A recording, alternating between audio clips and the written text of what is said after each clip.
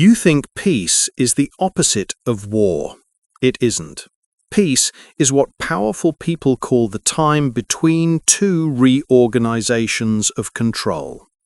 Every calm we've ever known, between kings, nations, or neighbors, has simply been a pause to rearrange power more quietly.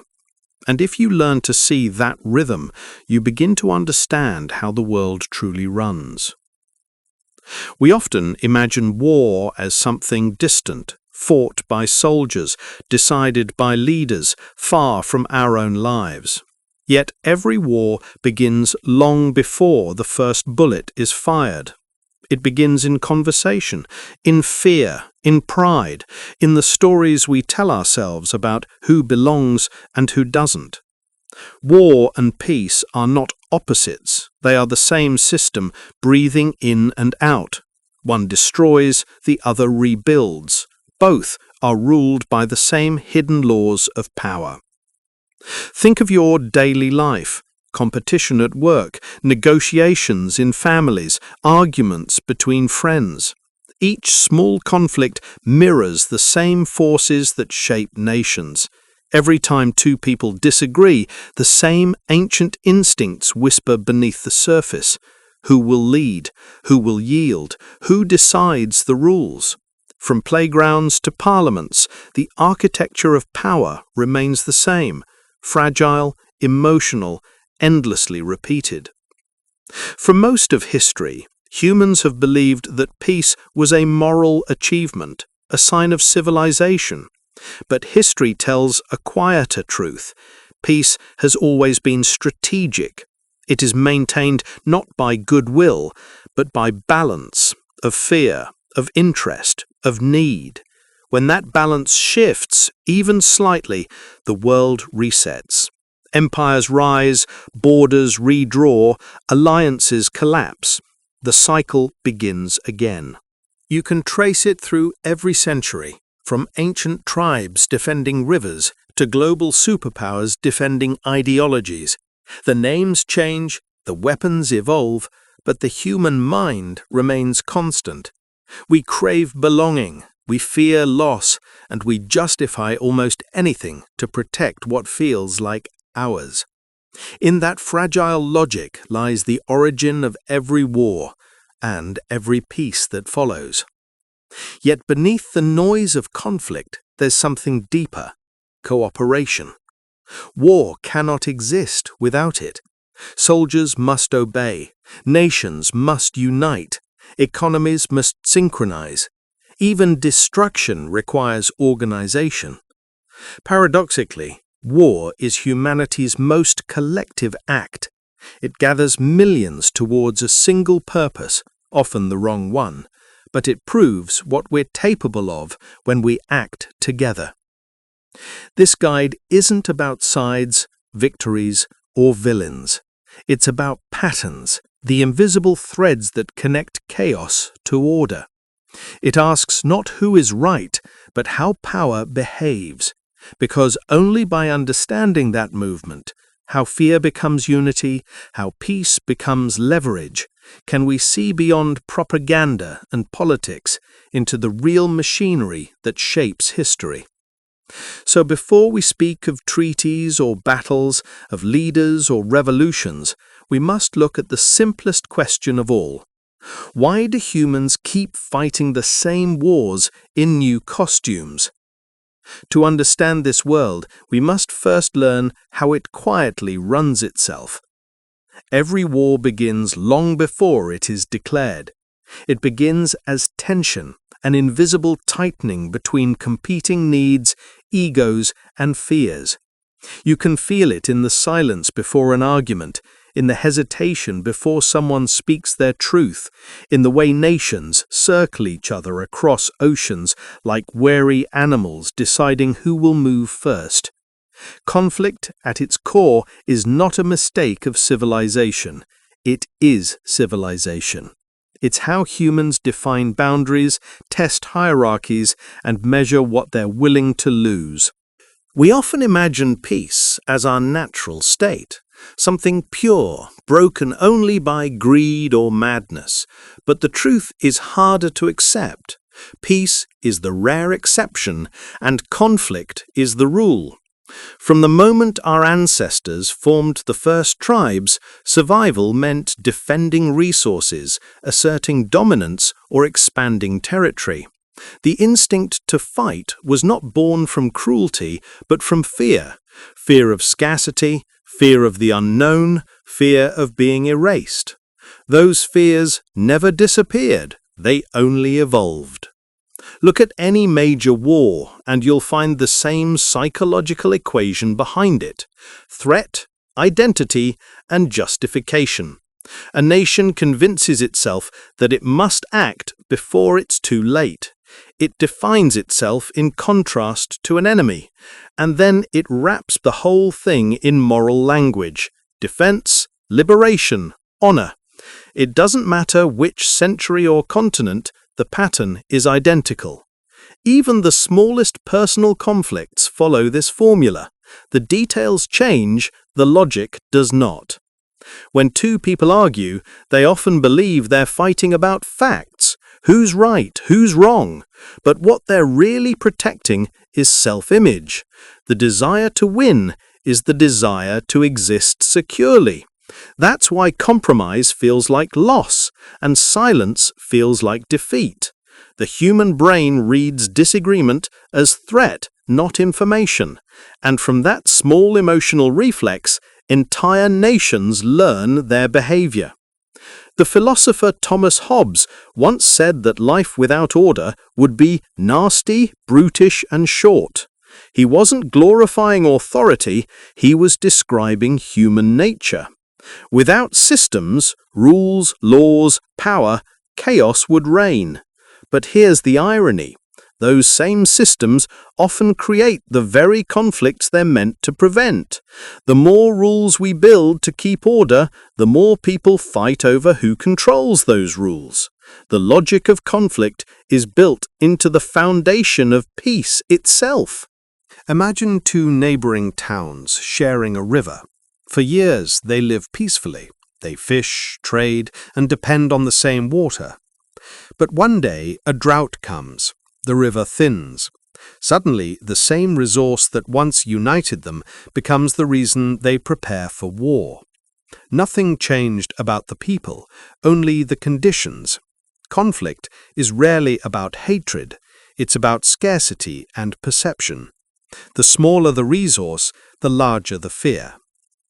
In modern times, resources may look different: oil, information, markets, influence, but the pattern holds. Every conflict begins when cooperation no longer feels safe. Nations, like individuals, retreat to self-preservation. And from there, every act of defense looks like aggression to the other side. That's how cycles of violence sustain themselves, through mirrored fear. The deeper logic, though, is this: conflict serves a purpose. It resets hierarchies. It reveals which systems are weak. It redistributes power. And sometimes it even creates innovation. Many of history's greatest leaps, from medicine to technology, were born in wartime. The tragedy of war is not only its destruction, but how efficiently it reorganizes humanity afterward. We rebuild stronger, but we also rebuild more cautious, more suspicious, and often more prepared to fight again. There's also a hidden rhythm in every conflict. At first comes denial, the belief that this won't happen again. Then comes escalation, when pride blinds reason.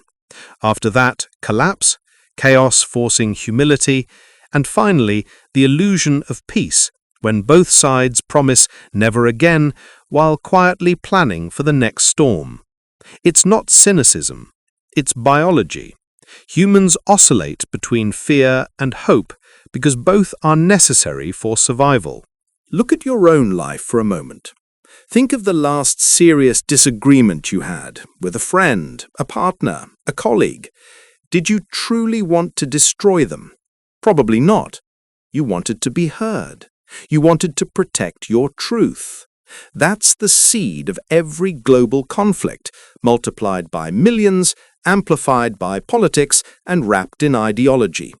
Behind every war headline, there are billions of small, unspoken fears that built the stage.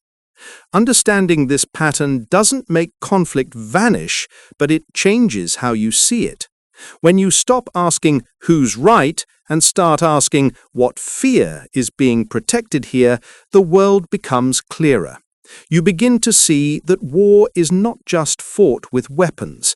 It's fought with insecurities, with scarcity, with stories we tell ourselves to justify survival. But here's the quiet question no one asks.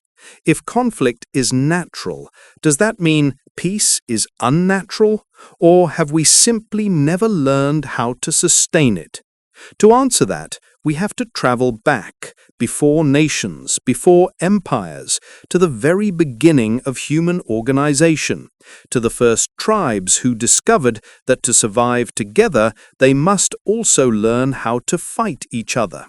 Before history was written, there were circles, small groups of humans gathered around fires, protecting one another from the cold and the unknown. Those early tribes weren't defined by borders or flags, they were defined by belonging. Inside the circle was safety, outside it was danger. From that single division, us and them, the map of civilization began to form. At first, survival depended on cooperation. People hunted together, shared tools, raised children collectively. Trust wasn't philosophical, it was practical. You couldn't survive the night without someone keeping watch. Every fire, every shared meal, every ritual built the foundation of loyalty. But as groups grew larger, that loyalty had to stretch. It could no longer rely on personal bonds, it had to rely on symbols, stories, rituals, leaders. That's how power was born. In small tribes, leadership was often temporary. The best hunter, the wisest elder, the one who could guide the group through crisis. But over time, leadership stopped being about skill and started being about inheritance. The protector became the ruler. The shield became the throne. What began as a means of survival turned into a system of control. The logic was simple. One leader could unite many tribes, and united tribes could conquer others. War in its earliest form was cooperation at scale. A single warrior could protect a camp, an army could protect a civilization. And the moment people realized that strength in numbers could also bring wealth, conquest became the natural extension of community. When you could take what others had, you no longer had to live with uncertainty. War became the most organized expression of human fear. This transformation, from tribal defense to imperial ambition, shaped everything that followed. It created cities, hierarchies, religions, and economies. It also introduced a dangerous idea that peace required domination. The Roman Empire called it Pax Romana, Roman peace, but that peace existed only because Rome controlled everyone else. The same pattern echoed across centuries, one group enforcing stability by holding power over others. What looked like harmony was simply exhaustion under authority. Imagine two villages on a plain. One grows crops, the other raises livestock. They trade for years, living in balance. But one day a drought kills the grass. The herder's animals starve, and desperation replaces cooperation. The stronger village attacks, takes the fields, and justifies it as survival. When the next generation grows up, they remember not the trade, but the conquest. That's how memory turns necessity into destiny, and destiny into empire. Empires, unlike tribes, needed narratives to justify their expansion. The pharaohs said they were chosen by gods. Kings claimed divine right. Modern states speak of progress, freedom, or security. The story changes, but the need for justification stays constant. Every great empire has called its wars righteous. Every power believes it brings order. Yet beneath all rhetoric lies the same transaction: submission in exchange for peace. But something else emerged too: identity. As tribes grew into nations, people began to see themselves not only as individuals, but as part of something greater. Flags replaced faces. Loyalty stretched beyond family to a symbol that represented millions. That transformation allowed humanity to build cities, armies, and trade networks, but it also created a new kind of blindness. When loyalty becomes abstract, empathy becomes selective. It's easier to mourn your own flag than another's. Still, the formation of empires wasn't purely destructive. It also birthed law, culture, art, and administration, tools that enabled coexistence on a massive scale. The same systems that enabled conquest also enabled civilization. War and peace were two sides of the same hammer, one to break, the other to build. Humanity's progress, paradoxically, depended on both. Think of the Silk Road. It wasn't just a trade route. It was a living artery connecting empires that once fought each other. Merchants carried goods, but also stories, religions, and ideas. Every empire that rose tried to control that artery, and every one that fell left behind fragments that others built upon. Conflict destroyed borders, cooperation redrew them. That endless rhythm made the world larger, connected, and endlessly unstable. But something changed as empires matured. The cost of war grew unbearable. The same complexity that made large societies powerful also made them fragile. Roads, crops, cities, all could burn. Kings realized that stability was more profitable than conquest. The sword gave way, slowly, to negotiation. War never disappeared, it simply became smarter. Gold replaced spears, treaties replaced battles, diplomacy became the civilized form of warfare. Even today, that transformation defines our politics. Nations no longer expand through direct conquest, but through influence, trade, and ideology. The empire didn't die. It simply evolved into systems of power too vast to see. Corporations, institutions, and alliances function like modern tribes, each defending its own survival while pretending unity. Humanity learned to cooperate not out of love, but necessity. And that's the silent truth. Every cooperation carries a hidden hierarchy. Someone leads, someone follows. Someone gains, someone compromises. Peace is simply the moment when both sides agree on who holds the upper hand. But as history shows, every empire eventually forgets the fear that created it. Comfort replaces vigilance, wealth replaces purpose, and when that happens, collapse begins, quietly, internally, almost politely. The walls crumble not from invasion, but from within. So, as we leave the age of tribes and enter the world of empires, one question lingers beneath it all. If conflict built our civilizations, can humanity ever imagine a peace that isn't built on someone's surrender? Power didn't appear the moment one human struck another. It began the moment someone realized they could prevent the strike. The first true act of power wasn't violence, it was restraint, paired with the ability to decide when and how that restraint would be used. From that decision, everything we now call politics, leadership, or authority quietly began. In early human life, power was simple. Whoever could protect others survived longer. the strongest hunter, the most experienced tracker, the elder who remembered the old paths, all became natural centers of influence. They didn't rule, they guided, and those who followed them did so willingly, because protection and direction were forms of safety. In a dangerous world, trusting someone stronger was an act of survival. But over time, something shifted. When danger passed, those leaders didn't fade away, they stayed. Their authority began to extend beyond the battlefield, beyond the hunt, into daily life.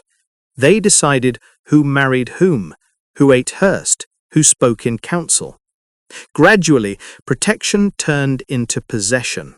The line between guardian and ruler dissolved, and humanity's first invisible contract was written: obedience in exchange for security. This was the true birth of power, not in weapons, but in the belief that some people had the right to decide for others. That belief, once accepted, spread faster than any empire. It made kings possible, priests necessary, and empires inevitable. To understand why people accepted this arrangement, we have to look inward. Human beings crave certainty even more than freedom. Freedom, after all, means risk, choice, responsibility. Certainty promises safety, structure, and predictability. The illusion that someone else knows what to do. And so, societies willingly traded autonomy for order. They didn't lose control, they outsourced it. In every age, power has hidden behind purpose. Ancient rulers claimed divine guidance. Medieval monarchs promised divine right. Modern governments claim legitimacy through law. Each system tells the same story. Obey us, and we'll keep chaos away. It's a fairy tale that works because chaos terrifies us more than tyranny. The first civilizations built temples as much for power as for prayer. Those grand stones weren't just offerings to gods, they were proof of human hierarchy.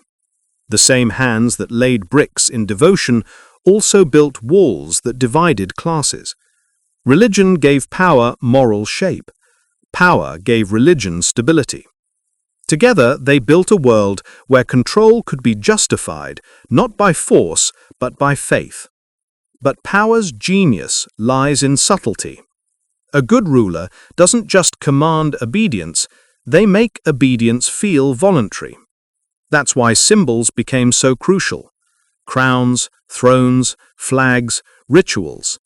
They didn't force loyalty, they inspired it. When people believe in authority, they no longer need to be coerced. They police themselves, defend the system that limits them, and call it loyalty. You can see echoes of this even today. When people line up for elections, follow laws, salute flags, they're participating in a story older than any nation. The story says, your safety depends on this structure. And maybe it does. The question isn't whether power is bad, it's whether we still understand the exchange we're making. Throughout history, there have been rare moments when people challenged that exchange. Revolutions, uprisings, reforms. Each time, humanity tried to rewrite the terms of power. And each time, the same pattern emerged. Freedom gained, chaos followed, new authority rose. Power doesn't vanish, it changes form. Like water, it fills whatever shape society gives it. Consider the ancient city-states of Mesopotamia. At first, they were small communities governed by councils of elders. But when floods came or enemies attacked, they appointed one person to lead. When the crisis ended, that leader refused to step down, and people didn't make him. The need for stability outweighed the desire for equality. Thus, the first kings were crowned not out of greed, but gratitude. And from that gratitude grew systems too heavy to question. That's the irony of civilization. Every structure that protects us also limits us. Laws prevent chaos, but also bind behavior. Hierarchies maintain order, but also freeze opportunity. Power isn't inherently evil. It's simply the organization of fear. The more fearful a society becomes, the more power concentrates at the top. Even in personal life, this pattern repeats. Families, companies, communities all operate on implicit hierarchies. The parent decides for the child, the manager for the worker, the teacher for the student. In each case, the assumption is that guidance equals safety, and in most cases it does, until the one in power forgets their purpose and begins to rule for comfort, not for protection. That's when power curdles. It no longer serves, it feeds. It stops being about survival and becomes about permanence, the instinct not to lead, but to stay leading. Every empire, every regime, every dynasty eventually faces this moment, the moment where power's original purpose, safety, is replaced by fear of losing power itself. So what began as a tool for survival becomes the very source of conflict. Leaders cling to control, followers cling to safety, and the world spins back into the cycle of domination and rebellion. Power births resistance, and resistance, in turn, births new power. The first rulers understood something we often forget, that control doesn't come from force, but from belief. The mightiest weapon ever invented was not the sword or the gun. It was the idea that obedience is natural, and that idea still shapes us. But to truly see how power sustains itself, we must look into the mind of its most loyal accomplice, the human need for enemies. Because power, like fire, cannot exist in calm. It needs friction. It needs opposition to justify its existence. So the next step in understanding this world is not asking who holds power, but who needs an enemy to keep it. Every empire, every movement, every ideology begins with a promise and an enemy. The two are inseparable. One gives purpose, the other direction. Without an enemy, power loses its story. It can no longer explain why it must exist, why people should follow, or why sacrifice is necessary. The enemy provides that clarity, a mirror that defines who we are by showing who we are not. It's an old psychological mechanism buried deep in human evolution. The earliest tribes survived because they could tell friend from foe. A rustle in the dark wasn't just noise, it was a question of survival. Over time, our brains evolved to detect threat faster than reason could catch up. That's why fear feels so immediate, so convincing. It bypasses logic and heads straight for instinct. The problem is that instinct doesn't fade when danger does. It looks for new shapes to fill the void. When there are no predators left, we invent them. We turn other tribes, nations, or beliefs into symbolic threats. We project our insecurity onto them and call it justice. Every society does this, from the smallest community to the largest empire. It's how we keep ourselves unified, through contrast. The enemy is more than an opponent, it's a psychological anchor. When people are uncertain, confused, or afraid, defining an enemy simplifies the world. Suddenly, everything has order again. The chaos of reality becomes a story with heroes and villains. Fear becomes fuel. Anger becomes identity. You don't have to understand the system anymore, you just have to pick a side. Think about propaganda, posters, slogans, speeches. They rarely talk about complexity or nuance. They talk about threat. They're coming for your jobs. They're attacking your values. They want to destroy your way of life.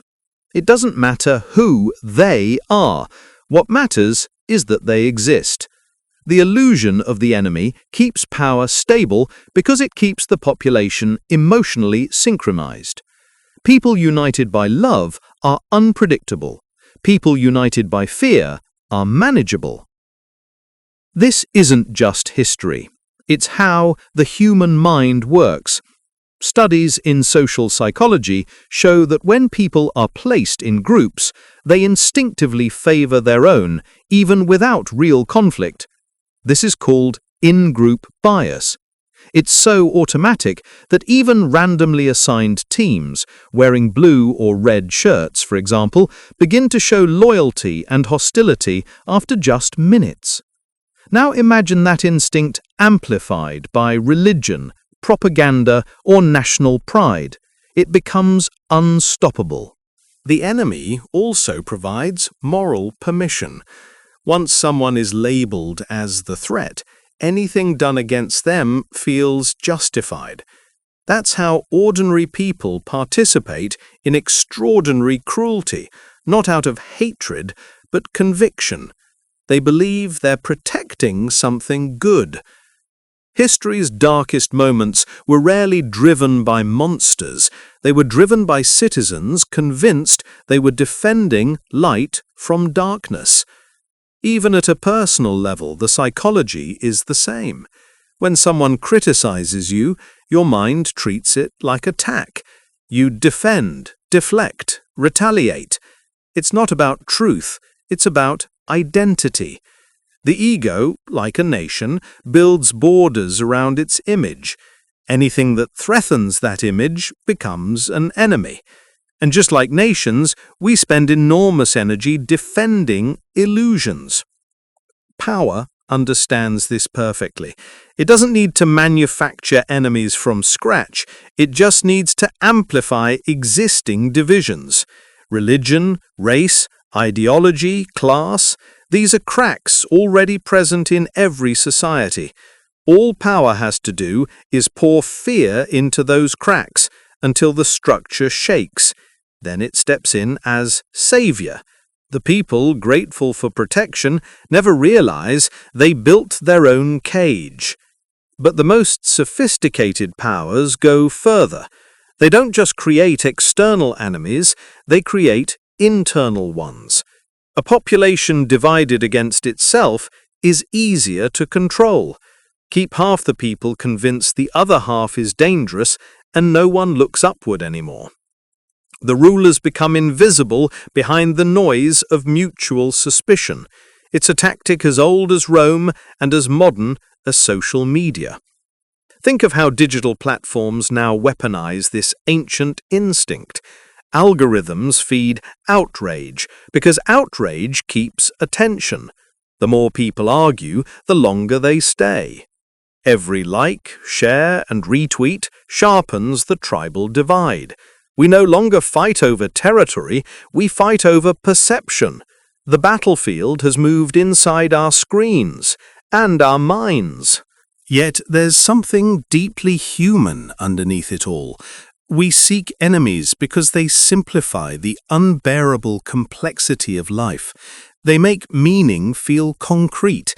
To fight something feels easier than to understand it. The tragedy is that the more we externalize our fears, the less we see their true origin, inside us. If you look carefully, you'll notice a pattern in history. When societies lose their common enemy, they begin to fracture internally. Unity built on opposition cannot survive calm. The same energy that once targeted outsiders turns inward. Suspicion becomes self-destruction. The French Revolution devoured its own architects. The Cold War's end gave rise to internal polarization. Every external victory breeds internal unrest, because fear, once awakened, doesn't know how to sleep. So what's the alternative? To live without enemies? It sounds ideal, but it requires an entirely different way of seeing, one that replaces fear with understanding. That's why true peace is so rare. It demands self-awareness, patience, and empathy, all qualities that evolve slowly and fade quickly. The truth is, Enemies are convenient. They organize our emotions. They give leaders speeches to make, soldiers missions to fulfill, and citizens reasons to believe. Without them, we face a terrifying question. If there's no one left to fight, what do we live for? That question, that emptiness, is why humanity keeps rebuilding its conflicts, even in times of abundance. Because the hardest peace to maintain isn't between nations, it's inside the human mind, where identity, fear, and belonging keep waging their quiet, endless war. And to truly understand how these invisible forces move nations, we need to look at the ground beneath every battle. Not the blood or flags, but the numbers, the material logic that decides who fights and who thrives. That leads us to the next layer of the story, how survival itself became an economy, and how money quietly replaced morality as the deciding factor of every war. Every war begins with a story, but beneath every story lies a number. Behind the speeches, the flags, and the marching drums, there's always a ledger quietly being balanced, a calculation of what can be gained, what can be lost, and what can be afforded. No matter how noble the cause sounds, war has always been a transaction. In the beginning, that transaction was simple: food, land, water. Early tribes fought because survival depended on physical resources. Whoever controlled the river controlled life. Whoever guarded the fields guarded the future. Violence was not ideology, it was economy. It was about maintaining the flow of what sustained existence.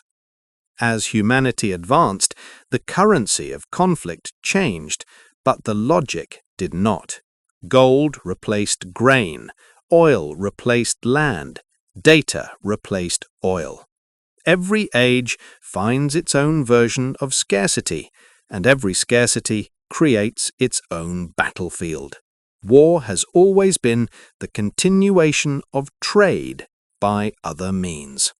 The pattern is painfully consistent. When trade fails, war begins. When supply chains break, armies move.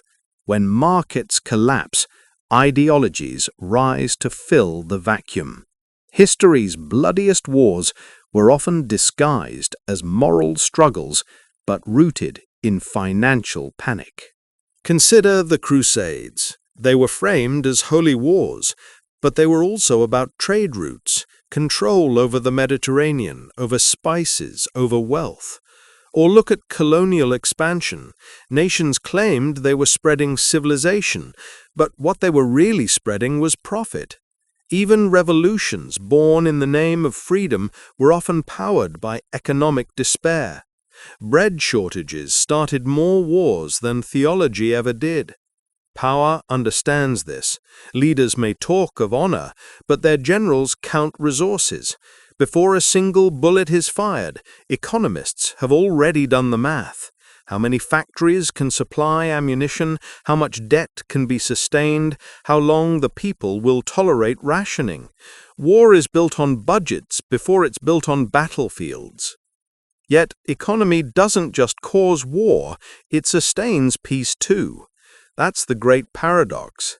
Nations trade not because they love each other, but because it's cheaper than fighting. Trade turns enemies into customers, at least temporarily. After centuries of bloodshed, the world learned an uneasy truth. Cooperation is more profitable than conquest. And so modern peace became not a moral ideal, but a business model. Think of the global system today. Every country depends on another for energy, technology, food, labor.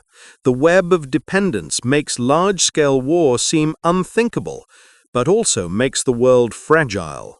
When one link breaks, the tremor travels everywhere. In such a system, conflict doesn't disappear, it changes form. Tariffs replace troops, sanctions replace sieges, economic pressure becomes the modern siege engine. But there's a darker side to this interdependence. When everything becomes transactional, morality becomes negotiable. Nations justify exploitation as efficiency and suffering as collateral damage. Sanctions that starve civilians can be justified as diplomacy. Wars that secure oil can be marketed as liberation. The language changes, the hunger doesn't. The invisible battlefield of the modern world is the market. Corporations wield more influence than kingdoms once did. Decisions made in boardrooms can topple governments, redirect food supplies, or trigger unrest. Soldiers no longer storm cities, algorithms do.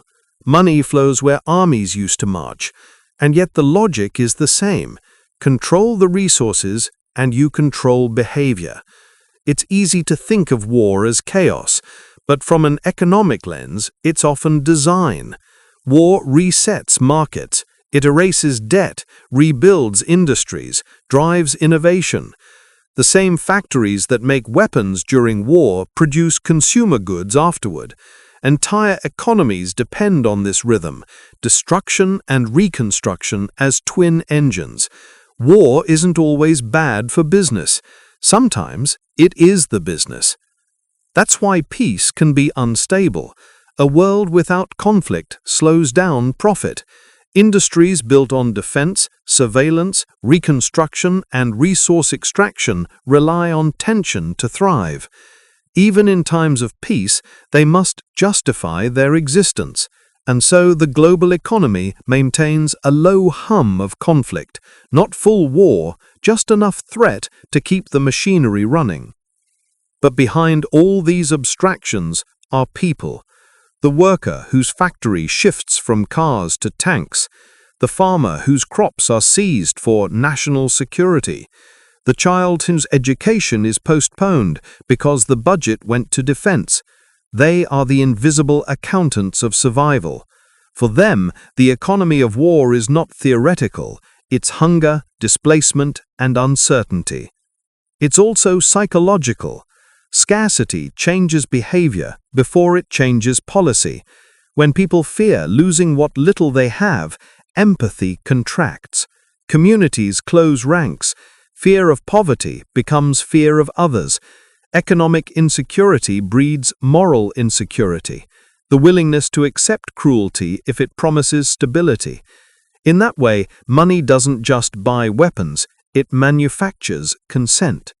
Still, the story isn't entirely bleak, because if money can drive conflict, it can also build cooperation. The same networks that transport weapons can transport medicine. The same logistics that supply armies can feed nations.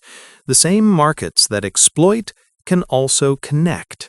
Economy, like power, is neither good nor evil. It's a mirror of human intention. The question then is not whether we can escape the economics of survival, but whether we can redefine it. Can wealth exist without hierarchy?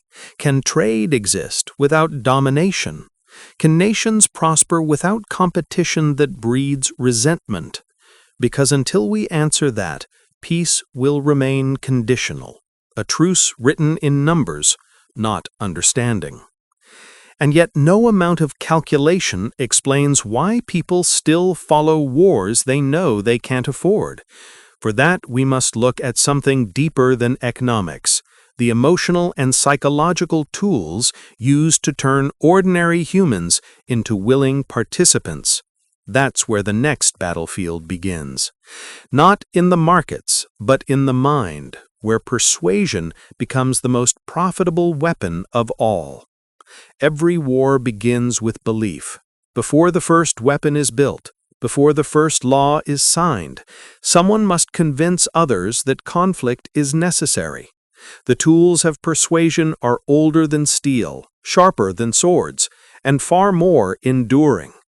Armies fight wars, but stories start them. In every age, persuasion has been the invisible engine of power. Long before soldiers march, poets, priests, and politicians prepare the ground. They create meaning where chaos once was, dividing the world into good and evil, victim and savior. And when those meanings take hold, people fight willingly, even joyfully, for what they think is right. It begins with language. Words don't just describe reality, they design it. When a leader calls a war defensive, fear feels noble. When it's called liberation, aggression feels righteous. When killing is renamed security, morality bends without breaking. The public rarely questions these words because they sound familiar, protective, patriotic, inevitable. That's the genius of persuasion. It hides command inside comfort. Ancient rulers understood this instinctively. Egyptian pharaohs carved their victories into stone, not just to record history, but to control memory. Roman generals paraded through conquered cities to remind people that resistance was futile. Medieval kings hired bards to sing of their divine destiny. Every symbol, every statue, ritual, or anthem was an instruction in loyalty.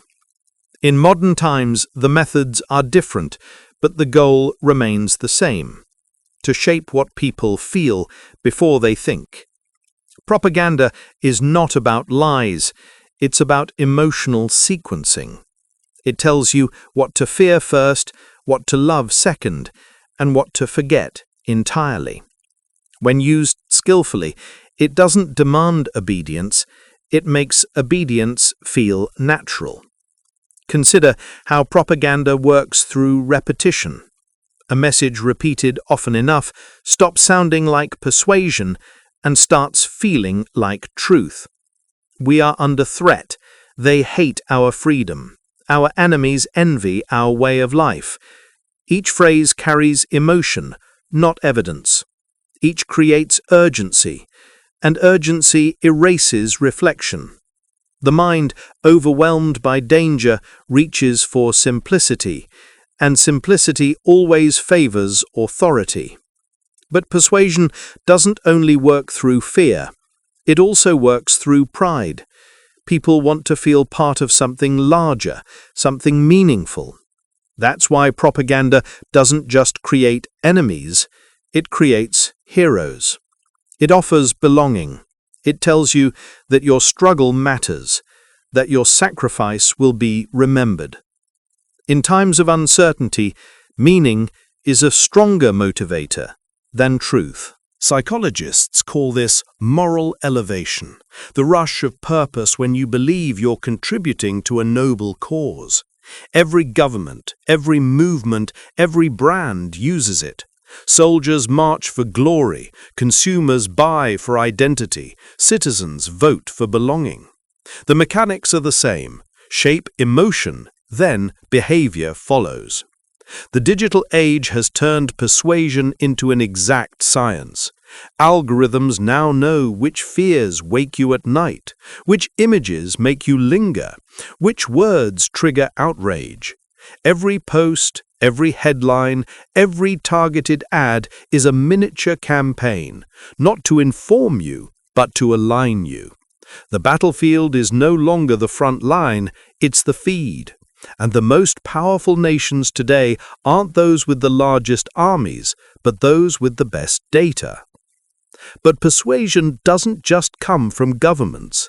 It seeps through entertainment, media, culture. Films turn wars into spectacles, songs romanticize resistance, advertisements borrow the language of revolution.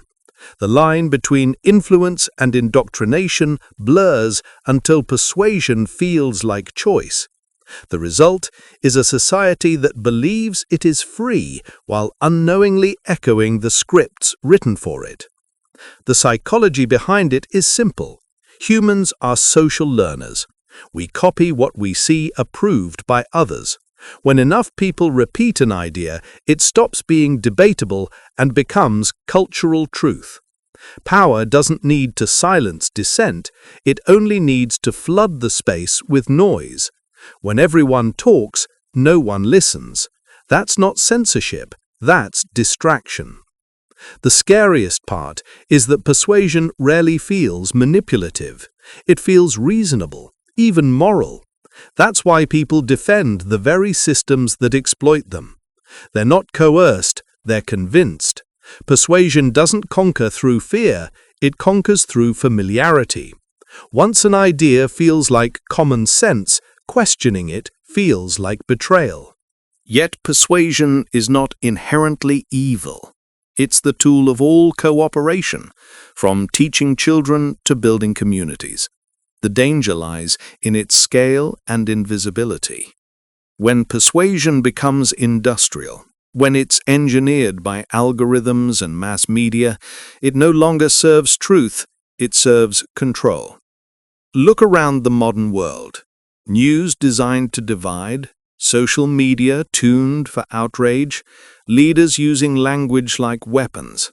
Every message pulls us toward certainty and away from reflection. And when enough people stop thinking, they stop resisting. That's when persuasion completes its final transformation from communication to control. The quiet truth is this: every society is one good story away from obedience. A story powerful enough can justify anything: surveillance, war, even peace built on silence. But if stories can lead us to war, they can also lead us out of it. A single honest voice, a truthful narrative, can unravel decades of manipulation. That's why dictators fear writers and why free societies depend on them. Still, understanding persuasion is only part of the picture. To grasp how deeply it rules our lives, we need to step back and look at where it's performed, the stage of power itself, where leaders play their roles and citizens become the audience. Because persuasion is not just a message, it's theatre, and every performance needs its actors, its symbols, and its applause. Power has always known how to perform. It understands that people believe not what is true, but what feels true, what can be seen, repeated, and grammatized. The throne, the crown, the press conference, the flag are all part of a stage carefully designed to make control look natural and leadership feel divine. Power is not only exercised, it is performed. From the earliest kings to modern presidents, authority has relied on theatre to sustain its illusion. The ceremony of rule, parades, inaugurations, national anthems, isn't for the ruler, it's for the people. It tells them in ritual form that someone is in charge, that chaos is contained. The performance builds trust, even when truth is absent. In ancient civilizations, rulers surrounded themselves with spectacle. Egyptian pharaohs appeared rarely, and when they did, it was through ritual, draped in gold, framed by priests, introduced with chants. The display wasn't vanity, it was communication. It said, "I am not like you, I am stability made visible." The more distant the ruler seemed, the more godlike they appeared. That distance protected power from scrutiny. Modern leaders are no different, only the costumes have changed. Cameras replace priests, microphones replace temples, and social media acts as the new public square. Power now performs in pixels. Every statement is crafted, every image curated. The stage lights are digital, but the choreography is the same. Leaders still need audiences to believe, not in perfection, but in narrative. Every society has its own theatre of authority. Democracies hold elections that dramatize choice. Monarchies maintain rituals that dramatize continuity. Dictatorships stage parades that dramatize strength. The details differ, but the script remains. Here is order, here is unity, here is someone to follow. It's less about governance and more about reassurance, an emotional performance to keep fear asleep. The theatre of power depends on symbols, because symbols are shortcuts to emotion. A flag can carry centuries of meaning. A uniform can command obedience. A speech can turn defeat into destiny. And like good actors, leaders know their cues. How to appear humble when needed, fierce when challenged, compassionate when cameras are near. It's not always deception. Sometimes it's survival. In politics, sincerity isn't what matters. Consistency is. Behind this stage, however, lies the real machinery. Advisors, financiers, bureaucrats, intelligence agencies, the backstage crew who keep the illusion running. They write the lines, control the lighting, manage the crises before they reach the audience. The ruler is the face. The system is the hand that moves it. And the audience, willingly or not, claps along because the show offers comfort. The comfort of predictability. Theatre also provides power with something invaluable, spectacle to distract from substance. When citizens debate personalities instead of policies, the system remains untouched.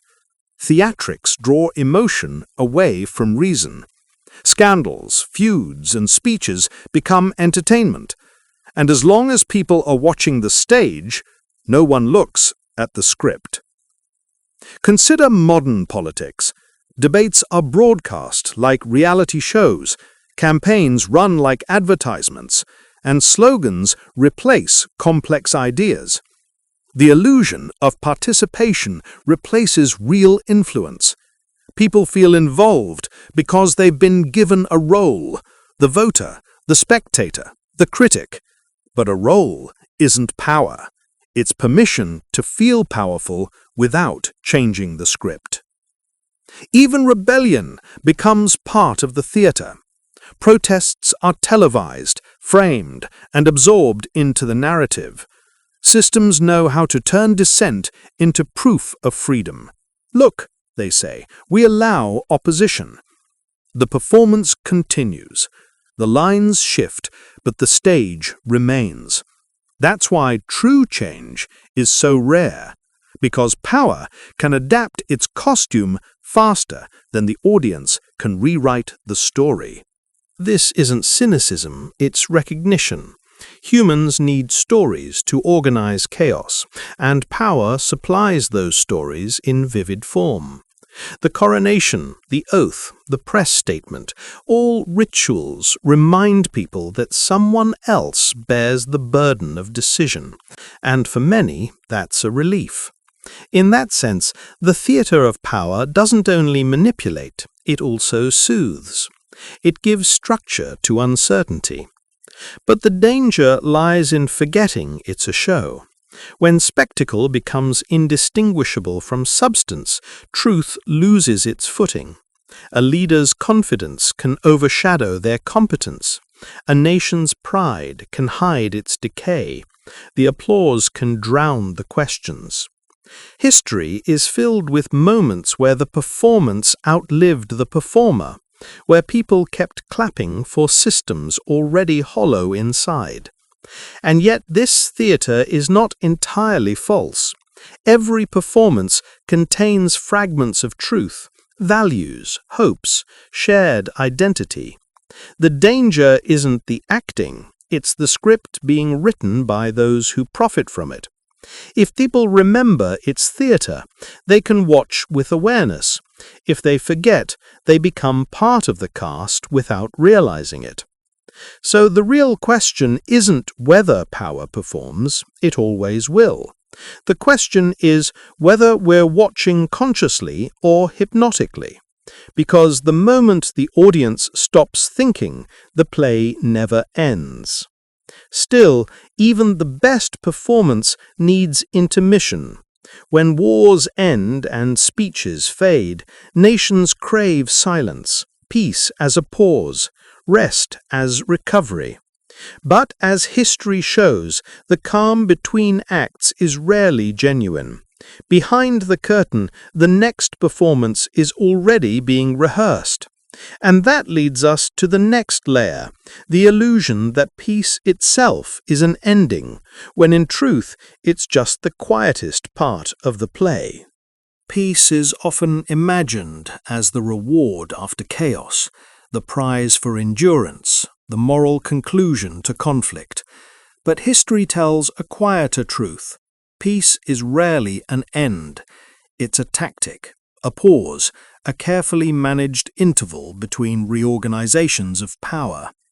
From ancient kingdoms to modern nations, peace has never meant the absence of conflict. It has meant the control of it. The victors rewrite rules, redraw maps, rename institutions, and call the process stability. But beneath that calm lies preparation. Factories repair, soldiers retrain, governments rebuild their narratives. Peace is the period when nations breathe just long enough to decide what the next war will be about. You can see it in the rhythm of history. After every great war comes a treaty, and after every treaty, a betrayal. The ink barely dries before the calculations begin again. The Treaty of Versailles ended one world war, but quietly planted the next. The Cold War ended in promises of cooperation, only to birth new rivalries dressed as diplomacy. Peace doesn't erase conflict, it changes its shape. Why? Because power never rests. Even in peace, it moves, shifting resources, alliances, and influence like invisible tides. Nations that stop expanding don't find serenity, they find vulnerability. The logic of survival doesn't disappear with treaties, it adapts. War is noisy, but peace is subtle, and sometimes more dangerous. During war, motives are clear: victory, defense, revenge. During peace, motives blur. Governments speak of security, development, cooperation, all pleasant words hiding the same goal: control. Armies remain, budgets grow, surveillance expands. People call it protection. History calls it preparation. The tools of war never vanish, they're merely rebranded. Even individuals follow this logic. After personal conflict, an argument, a breakup, a failure, peace doesn't come from nothingness. It comes from rebuilding control. We reorganize our thoughts, redraw boundaries, and tell new stories about ourselves. Nations do the same. The psychology of peace is not forgiveness, it's restructuring. There's also an economic reason peace functions as strategy. The end of conflict creates enormous markets for reconstruction, development, and reconciliation. Industries pivot from destruction to rebuilding. Companies that once made weapons now make infrastructure. Aid organizations, think tanks, and investors all find opportunity in recovery. Post-war growth becomes the new currency of progress. Peace becomes profitable. Diplomacy, too, is part of this performance. Leaders shake hands, cameras flash, and the world breathes a little easier. But behind those smiles lie endless negotiations, not about ideals, but about interests. Each side gives just enough to avoid immediate confrontation while keeping future leverage intact. What looks like goodwill is often carefully measured advantage. Even global institutions, those built to prevent future wars, operate by the same principle. The United Nations, the World Bank, the IMF all maintain order, but also hierarchy. They manage conflict, they don't eliminate it. Their structure ensures that peace aligns with the interests of the powerful, and when those interests shift, peace does too. Still, it would be unfair to see peace only as manipulation. For many, it is survival. the space where families rebuild, where children learn without fear, where societies heal enough to continue existing. Peace gives time, and time allows renewal. That renewal, however, is never neutral. It happens within the same systems that caused the conflict. The cycle continues, just quieter. Psychologically, peace serves as collective therapy. After trauma, societies crave coherence. They need stories that make the suffering meaningful. That's why peace periods are filled with memorials, art, literature, and songs of unity. People need to believe the pain had purpose. But even that healing process can be harnessed. When governments shape the memory of war, deciding what is mourned, what is forgotten, they are already scripting the next generation's loyalties. Memory becomes policy. Think of how nations commemorate their pasts. Victory days, remembrance parades, monuments all keep emotional energy alive. They teach pride, sorrow, and vigilance. On the surface, these rituals honor sacrifice. Beneath the surface, they preserve readiness. The heart stays patriotic. The mind stays alert. The machinery stays oiled. Peace is sustained not by rest, but by rehearsal. And yet, despite all manipulation, peace still carries a fragile beauty. It is the only space where humanity remembers what it could be. Even if temporary, peace allows compassion to resurface. Neighbors helping rebuild homes, strangers sharing food, artists writing instead of fighting. For a brief moment, survival expands beyond fear. It's that memory, not the treaties or slogans, that keeps the idea of peace alive, however faintly. But peace as strategy carries a hidden cost. When calm becomes a performance, people stop recognizing its fragility. They assume the absence of war means the presence of justice. They forget that quiet doesn't mean fair, that calm doesn't mean equal. In such peace, injustice grows unchecked until it erupts again, not as chaos from outside, but as revolt from within. That's why every long peace eventually breaks, not because humanity is doomed to conflict, but because unexamined peace becomes another form of oppression. Silence, when forced, breeds its own explosions. So the cycle continues, war to peace, peace to preparation, preparation to war. The world turns on that rhythm like a pendulum, disguised as progress. And as the curtain closes on one act of history and opens on the next, a new question rises. What does this endless repetition cost the human spirit? What happens to the hearts and minds of those who bear the weight of both the fight and the quiet that follows? To answer that, we must walk closer, away from generals and governments, into the lives of ordinary people. Because every map of power hides the same truth. Behind every peace, there are humans still bleeding in silence. Every map looks clean after a war. Borders redrawn, treaties signed, economies rebuilt. History seems to move forward as if nothing permanent was lost. But maps lie. They hide the real scars, the ones that don't fit inside borders. The true geography of war is not political, it's human. It lives in bodies, in memories, in silences that outlast the headlines. War is easy to measure in numbers, casualties, damage, GDP loss. But numbers can't capture absence. They don't tell you about the mother who keeps setting an extra plate years after her son is gone. They don't measure the quiet panic of a child who still flinches at thunder. They can't describe the emptiness that lingers in a generation born into peace, but raised by survivors. The human cost is invisible, not because it's small, but because it's unbearable to look at directly. Every soldier who returns carries two bodies, the one that survived and the one that never left the battlefield. In every city once bombed, There are people who rebuild the walls, but never the sound of silence that came before. War creates two kinds of survivors: those who remember too much and those who try not to remember at all. Both are trapped in unfinished stories. Psychologists call it collective trauma, but the term feels too clinical for something so vast. Entire nations can carry grief like an inheritance.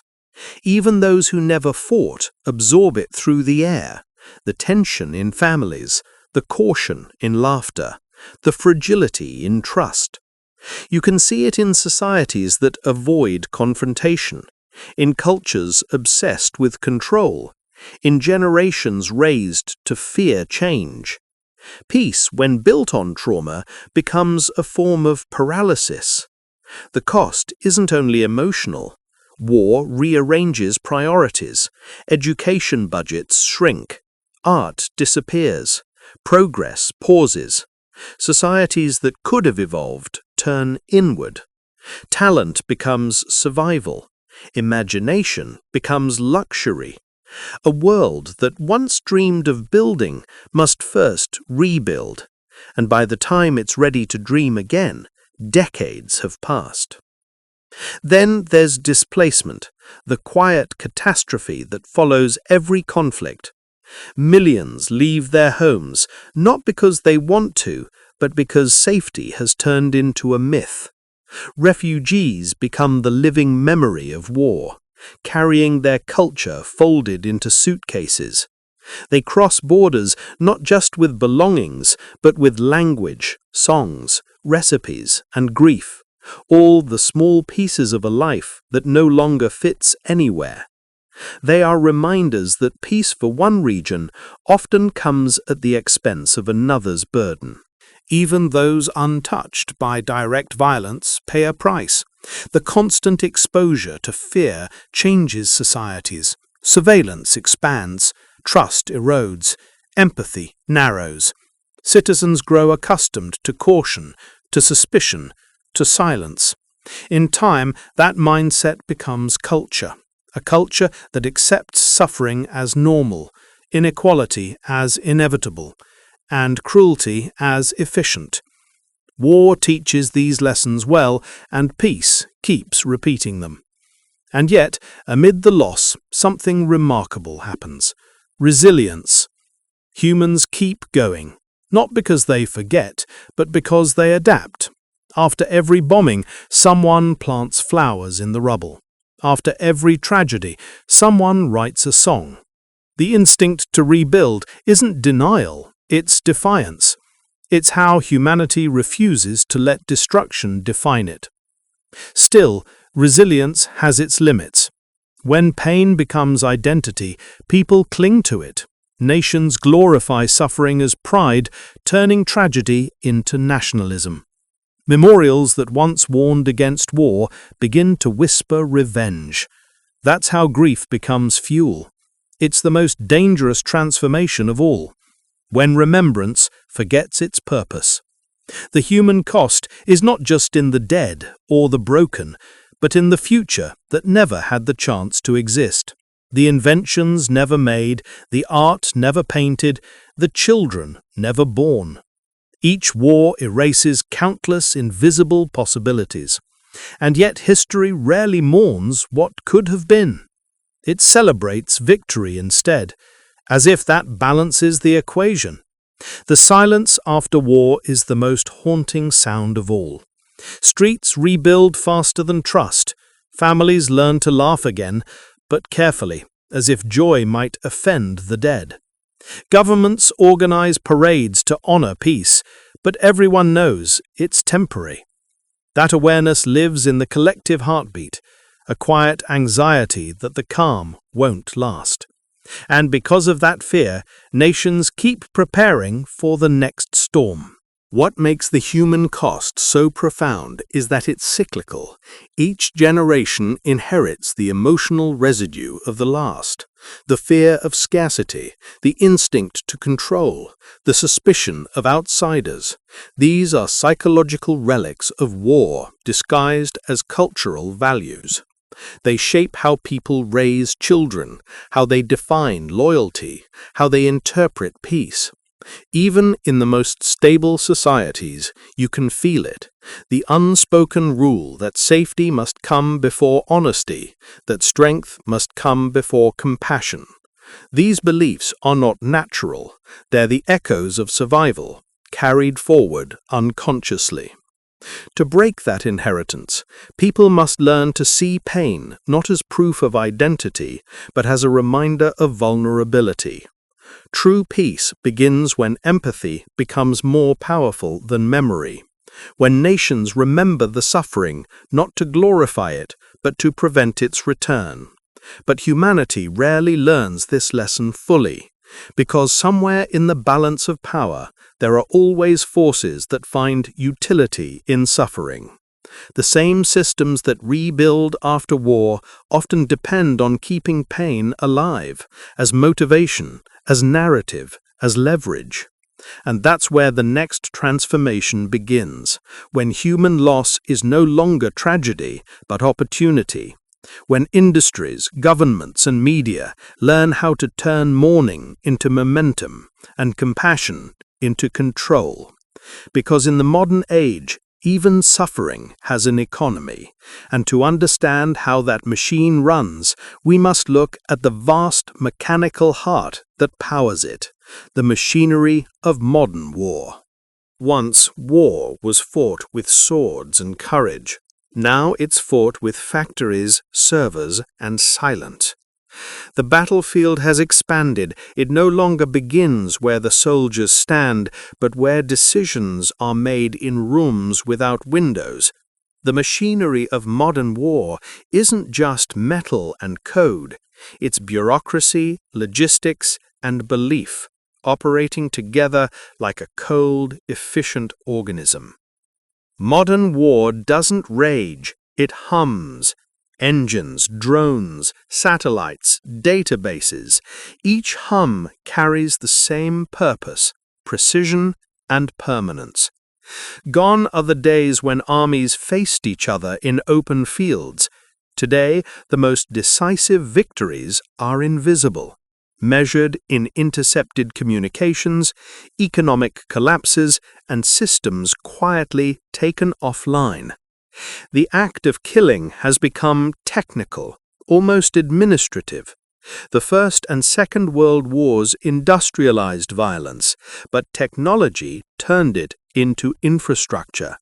Factories that once built cars now produce armored vehicles. Laboratories that once studied energy now develop weapons. The entire economic skeleton of nations can transform overnight into engines of war. The line between civilian and military disappears, not because the people change, but because production does. This shift began with a promise that technology would make war cleaner, faster, more humane. Precision missiles, smart bombs, drones guided by algorithms. But the promise was false comfort. Precision doesn't make killing moral, it makes it easier to justify. When destruction becomes efficient, it becomes routine. The distance between decision and consequence grows so vast that the human mind struggles to feel its weight. A pilot once saw his enemy face to face. A drone operator now watches a screen thousands of miles away. The image is high definition, but the empathy is pixelated. The target becomes a silhouette, the strike a task, the loss a data point. And yet, even this detachment has its own trauma, the guilt of godlike power with no sense of presence. The machinery extends beyond weapons. Logistics, the quiet architecture of war, often decides who wins. Fuel lines, medical supplies, satellite networks, data storage, these are the arteries that feed the beast. An army runs on information as much as food. A single failed connection can cripple an entire campaign. That's why modern generals rely less on courage and more on coordination. War has become management. But the machine doesn't sleep when peace returns. It simply changes uniform.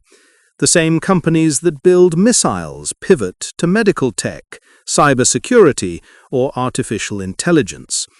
The same scientists who study propulsion build communication satellites. The same politicians who justified war praise innovation. The cycle sustains itself. Conflict funds invention. Invention funds control. Humanity advances technologically, but stagnates morally. Behind every modern conflict is an economy that depends on perpetual readiness. Governments invest billions, not because they plan to fight, but because they plan not to lose. The military-industrial complex thrives in this uncertainty. It builds weapons for wars that haven't yet been declared, ensuring that fear remains profitable. Every breakthrough in technology expands its reach. Artificial intelligence for surveillance, biotechnology for precision warfare, quantum computing for secrecy. Each innovation deepens the illusion that safety can be engineered. And yet, safety is exactly what keeps disappearing. The more sophisticated the weapon, the more delicate the peace. Drones spark retaliation. Cyber attacks invite escalation.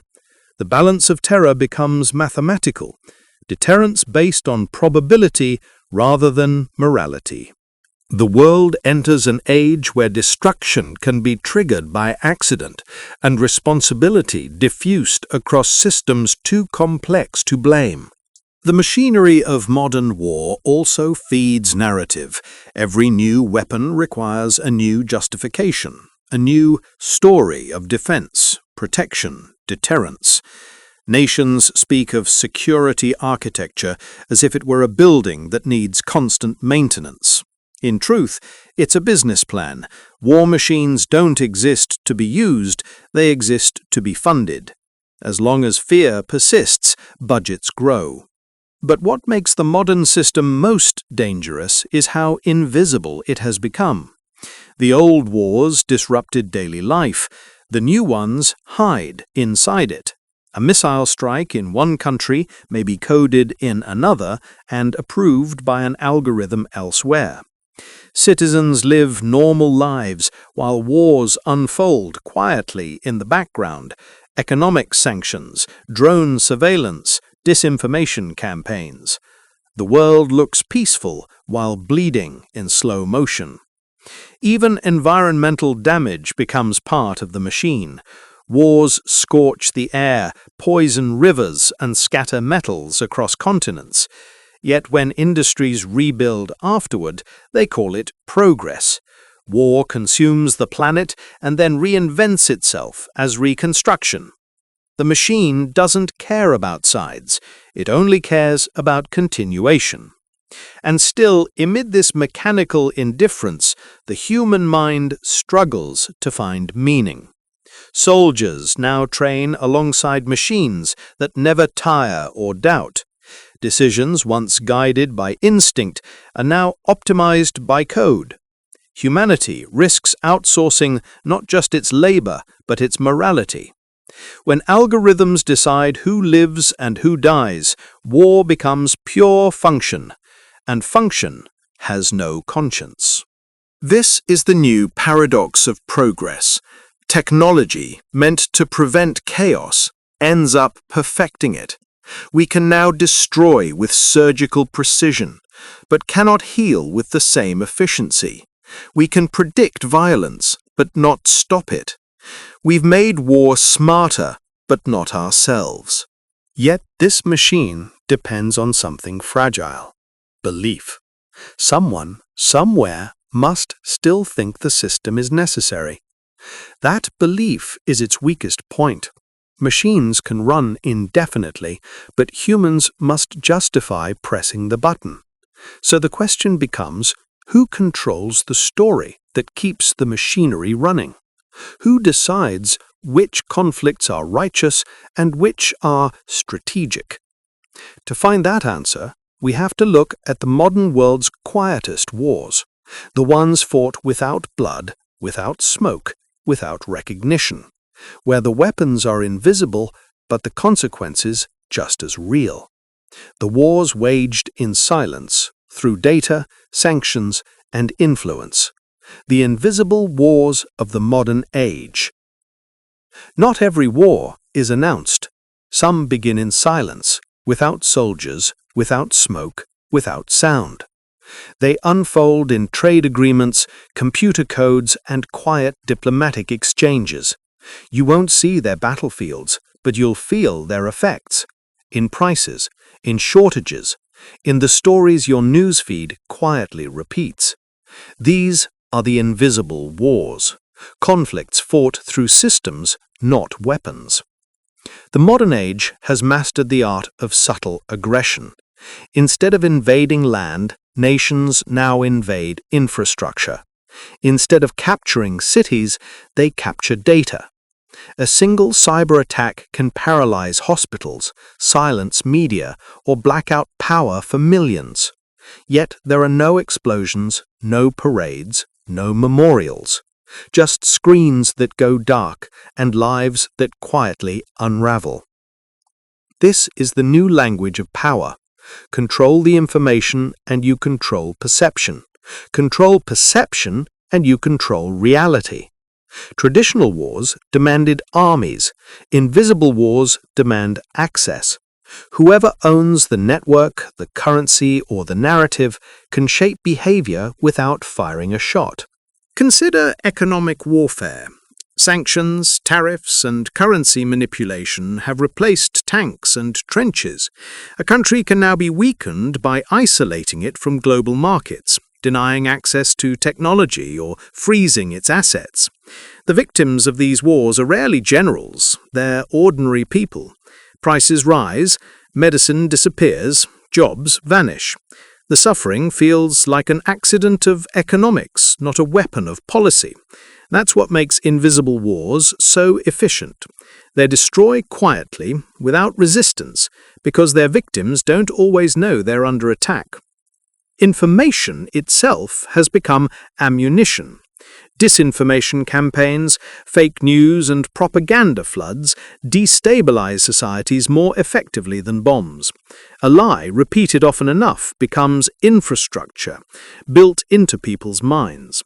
And unlike a destroyed bridge, it can't be rebuilt easily. Once trust collapses, it doesn't return. It lingers as suspicion, dividing nations from within. In the past, spies gathered secrets. Today, algorithms do. Every search, purchase, and conversation leaves a trace, a trail of data that can be collected, analyzed, and weaponized.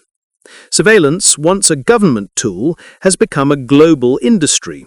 Corporations, intelligence agencies, and private actors all compete for visibility into human behavior. The result is a kind of soft totalitarianism, one maintained not by fear, but by convenience. The invisible war also wages inside culture.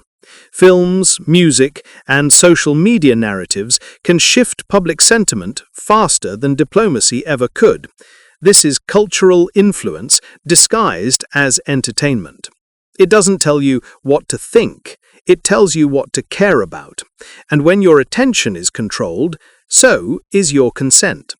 The battlefield has moved into your emotions.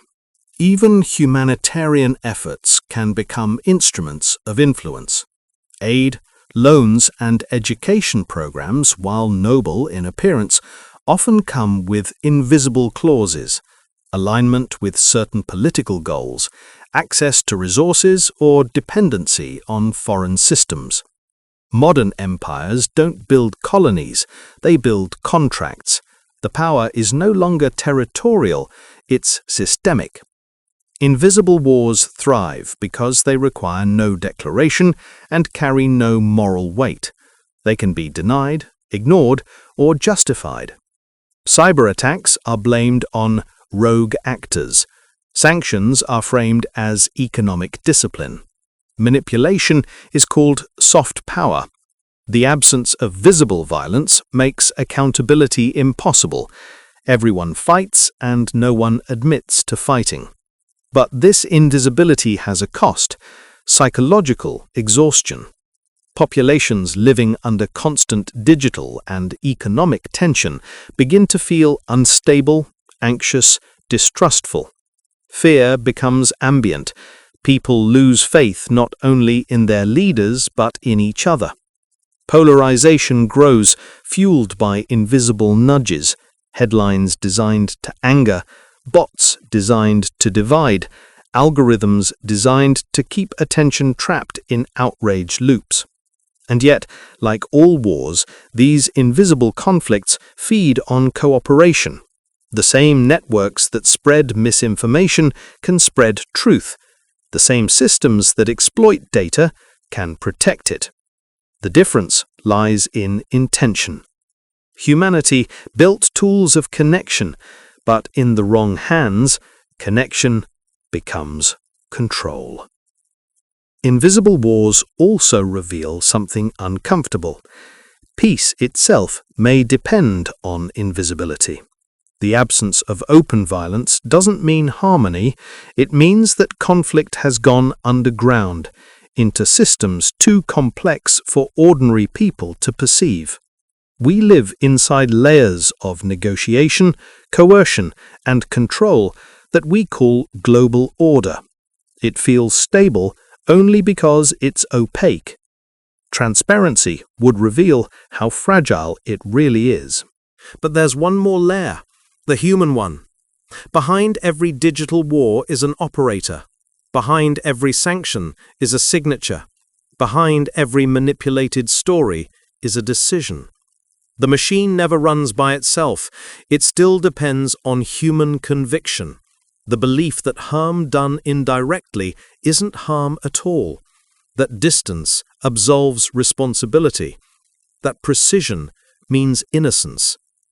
Invisible wars are the logical evolution of humanity's oldest instinct: to dominate without appearing violent, to control while pretending to cooperate. They make power look peaceful and destruction look administrative. The damage is spread thin across economies, timelines, and screens, so no one feels it all at once. And yet this invisibility is fragile, because eventually the consequences become visible in protests, in collapses, in silence that turns to anger. Invisible wars end the same way visible ones do, with exhaustion. When every nation, company, and citizen realizes that the cost of constant manipulation is trust itself. When trust dies, civilization doesn't explode, it disintegrates, quietly, almost politely. The lights stay on, the headlines continue, but the meaning drains away. People stop believing not just in leaders, but in the possibility of truth. That's the final weapon of invisibility: disbelief. A world where no one trusts anything is one that can be controlled entirely, because no one will stand for anything. To understand how we reached that point, we must return to the beginning, to the myths that make us accept war as noble, power as destiny, and suffering as honorable. Because the next illusion to unravel isn't digital or economic, it's emotional. The myth that keeps every system alive. The myth of the hero. Every age invents its heroes. They stand at the center of the story, shining, fearless, exceptional, while the rest of humanity becomes background noise. We are taught that progress, freedom, and victory come from them. Yet beneath every statue, every legend, lies a truth we rarely confront. The myth of the hero is not about courage, it's about control. From childhood, we are trained to look upward, toward saviors, leaders, warriors, icons. We are told that change depends on those who dare to rise above, but that worship blinds us to the quieter truth. Societies create heroes not to celebrate virtue, but to simplify responsibility. If someone else is brave enough to fight, we don't have to be. If someone else saves the world, we can stay ordinary. The myth of the hero comforts power because it concentrates glory. It tells people to wait for deliverance instead of building it. Ancient empires always knew this. Pharaohs, kings, and generals turned victory into identity. I conquered, therefore we exist. Their stories became national myths, binding people through admiration rather than understanding. The stronger the hero, the weaker the citizen. Ancient literature planted this seed. Achilles, Gilgamesh, Alexander, men of destiny whose triumphs justified their cruelty. Their stories taught that greatness demanded sacrifice, and that those who questioned it lacked honor. Even in defeat, heroes were glorified. Dying for a cause became nobler than questioning it. That idea, that death for power is virtue, has cost more lives than any weapon ever made. Modern societies, though more cynical, haven't escaped the pattern. We still build monuments, only now they're digital. We idolize soldiers, politicians, entrepreneurs, even influencers, anyone who fits the narrative of exceptionalism. The language changes, visionary, genius, founder, freedom fighter, but the function remains. These figures embody our ideals, so we can avoid confronting our contradictions. The tragedy of the hero myth is that it transforms suffering into spectacle. Soldiers who survive wars are called heroes, even when they carry unbearable trauma. The title is supposed to honor them, but it also silences them. Heroes aren't allowed to break down, to question orders, to confess fear. They must represent perfection, because their story keeps the machinery of loyalty running. The moment they speak truthfully, their myth collapses. You can see this manipulation in how societies remember conflict. The soldier is glorified, the civilian forgotten. The leader who commanded the war is immortalized, the mother who lost her child disappears. Heroism edits memory. It highlights valor and deletes vulnerability. And when that deletion becomes tradition, future generations learn to mistake obedience for bravery. But the myth serves another purpose too. It provides moral clarity. In a complex world, heroes simplify good and evil. They tell us who to cheer for, who to hate, who to follow. It's comforting to believe that virtue wears a face, that justice can be embodied. Yet real morality is messy, distributed, shared, and therefore harder to worship. Psychologically, the need for heroes comes from fear of chaos. When life feels unstable, we look for figures who seem certain. We project our hopes onto them, asking them to carry burdens we can't. The hero becomes a vessel for our longing, for purpose, order, meaning. And because we create them, we defend them fiercely, even when they fail us. That's why societies forgive their heroes so easily. They're not protecting the person, they're protecting their own faith in salvation. Every system exploits this faith. Governments use it to sustain patriotism. Corporations use it to sell ambition. Religions use it to embody divinity. Even revolutions, which claim to destroy idols, end up creating new ones. The human mind, addicted to narrative, replaces one savior with another. Power doesn't mind who wears the crown, as long as the crowd keeps looking upward. But beneath all this admiration lies exhaustion. Ordinary people, convinced they can't matter as much as heroes, stop participating fully in life. They withdraw from responsibility, telling themselves they're too small to change anything. The myth of the hero creates a population of spectators, watching greatness instead of embodying it. That's the quietest form of control, not chains, but admiration. And yet the world's real strength has never come from the exceptional few. It has always come from the countless unnamed, the ones who feed, heal, teach, and endure, They are not carved into stone because they can't be used as symbols. Their heroism doesn't fit the story of power. It's too quiet, too ordinary, too shared. When history calls someone a hero, it often means they served the system's purpose. But when history forgets someone, it often means they were truly free. They didn't fight for recognition, they fought for balance. And in that balance lies the truth that power fears most, the idea that collective decency is stronger than individual greatness.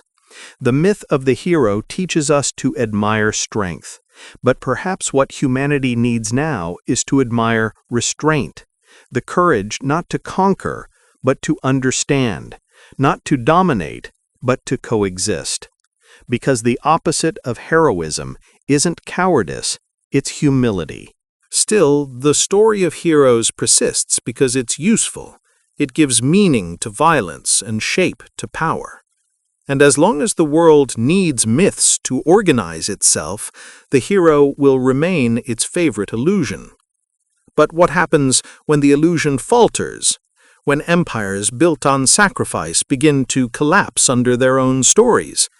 When unity can no longer be forged through admiration? Then humanity must invent something new, a different architecture of belonging. A way to cooperate without conquest, to build without hierarchy. That fragile experiment, cooperation without domination, is where the next layer of our journey begins. Cooperation looks peaceful, but it's not simple. It is the hardest thing humans have ever built, harder than empires, harder than armies, harder than technology. Because unlike domination, which runs on fear, cooperation runs on trust.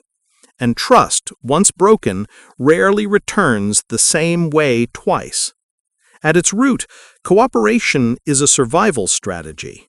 Our ancestors didn't join together because they loved harmony. They did it because they couldn't endure isolation. One person alone could not hunt large animals, defend a camp, or survive harsh winters. Together they could. That practical necessity slowly became culture, rules, rituals, and shared stories that taught people how to stay aligned without killing one another. Civilization is just cooperation formalized. But the architecture of cooperation is fragile. It depends on balance between freedom and order, self-interest and empathy, ambition and restraint. When one side outweighs the other, cooperation mutates. It becomes hierarchy, bureaucracy, or tyranny dressed in the language of unity. True cooperation is horizontal, but history keeps building it vertically. Every empire, every corporation, every alliance claims to be built on cooperation, yet most are built on compliance. They rely on structure, not trust. The few decide, the many follow. And for a time it works, because obedience is faster than dialogue. But that efficiency is borrowed time. When people stop believing they matter, cooperation dissolves into resentment, and resentment quietly waits for collapse. Look closely at how societies cooperate. Families do it through love, workplaces through rules, nations through laws, and global institutions through treaties. Each layer adds complexity, but also distance. At the top, cooperation becomes abstraction, data, votes, policies, signatures. The human face disappears. That's why the largest systems often feel impersonal. They've forgotten that cooperation begins with relationship, not transaction. Psychologists describe 3 ingredients for stable cooperation: shared purpose, shared risk, and shared reward. Take away any one, and unity unravels. If purpose divides, people lose direction. If risk is unequal, resentment grows. If rewards are hoarded, rebellion begins. That pattern repeats endlessly in human history, in kingdoms, governments, and even modern democracies. When cooperation feels unfair, it stops feeling voluntary. Even peace itself depends on cooperative architecture. Treaties, alliances, and trade agreements all rest on mutual benefit. But beneath the signatures, there is always tension, the suspicion that someone gains more. That suspicion is the crack that power exploits. It whispers that fairness is impossible, that self-interest is safer. And slowly, cooperation gives way to competition again. The irony is that humans are biologically wired to cooperate. Our brains reward empathy. We mirror others' emotions, feel collective joy, collective fear. Cooperation isn't just moral, it's mechanical. But culture often overrides biology. Systems teach people to compete, even when survival depends on collaboration. Schools reward individual achievement. Economies prize scarcity. Politics thrives on division. The result is a civilization built against its own wiring. Still, cooperation persists in small, stubborn ways, between neighbors after disasters, between strangers in shared struggle, between scientists across borders, solving problems too vast for one nation alone. These moments prove something profound.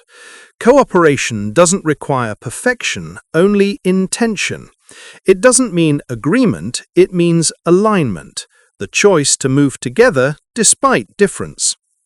Throughout history, the most enduring forms of cooperation came not from strength, but from necessity. The European Union rose from the ruins of 2 world wars, its founders exhausted by conflict. The United Nations, however flawed, was born from grief, not pride.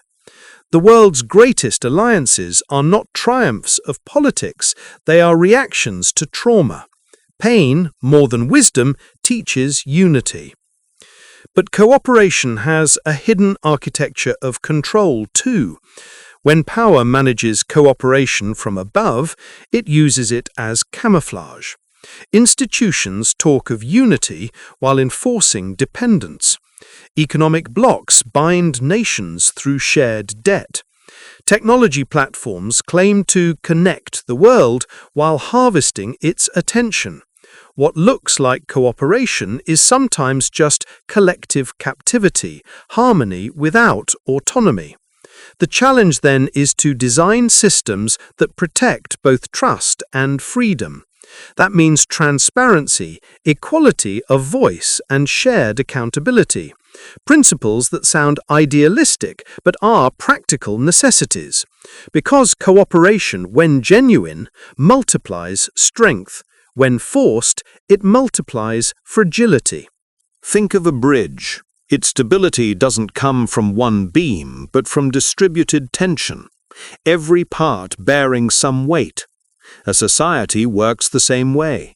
When responsibility and reward are distributed evenly, the whole structure stands longer. When too much pressure gathers in one place, one leader, one class, one nation, collapse is only a matter of time. Modern life depends on unseen cooperation.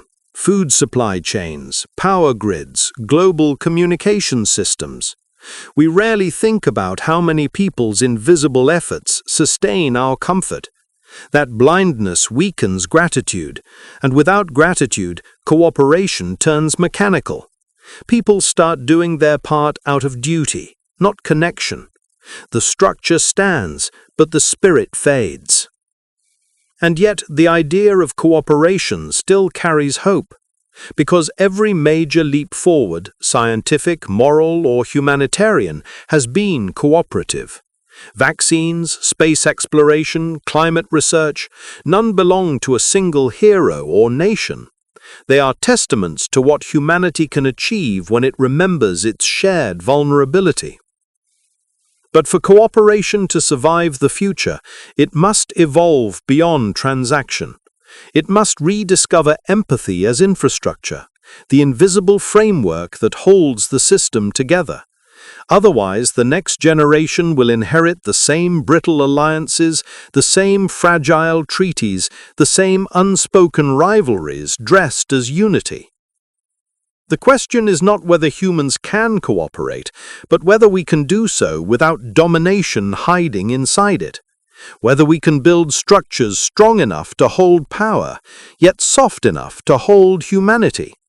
Because when cooperation becomes industry, it risks losing its soul. And somewhere between the diplomacy of nations and the algorithms of connection, a new economy has quietly risen, one that trades not in weapons or goods, but in compassion itself. The peace industry, where goodwill becomes capital and empathy becomes product. Peace is often spoken of as a virtue, but in the modern world it has also become a business.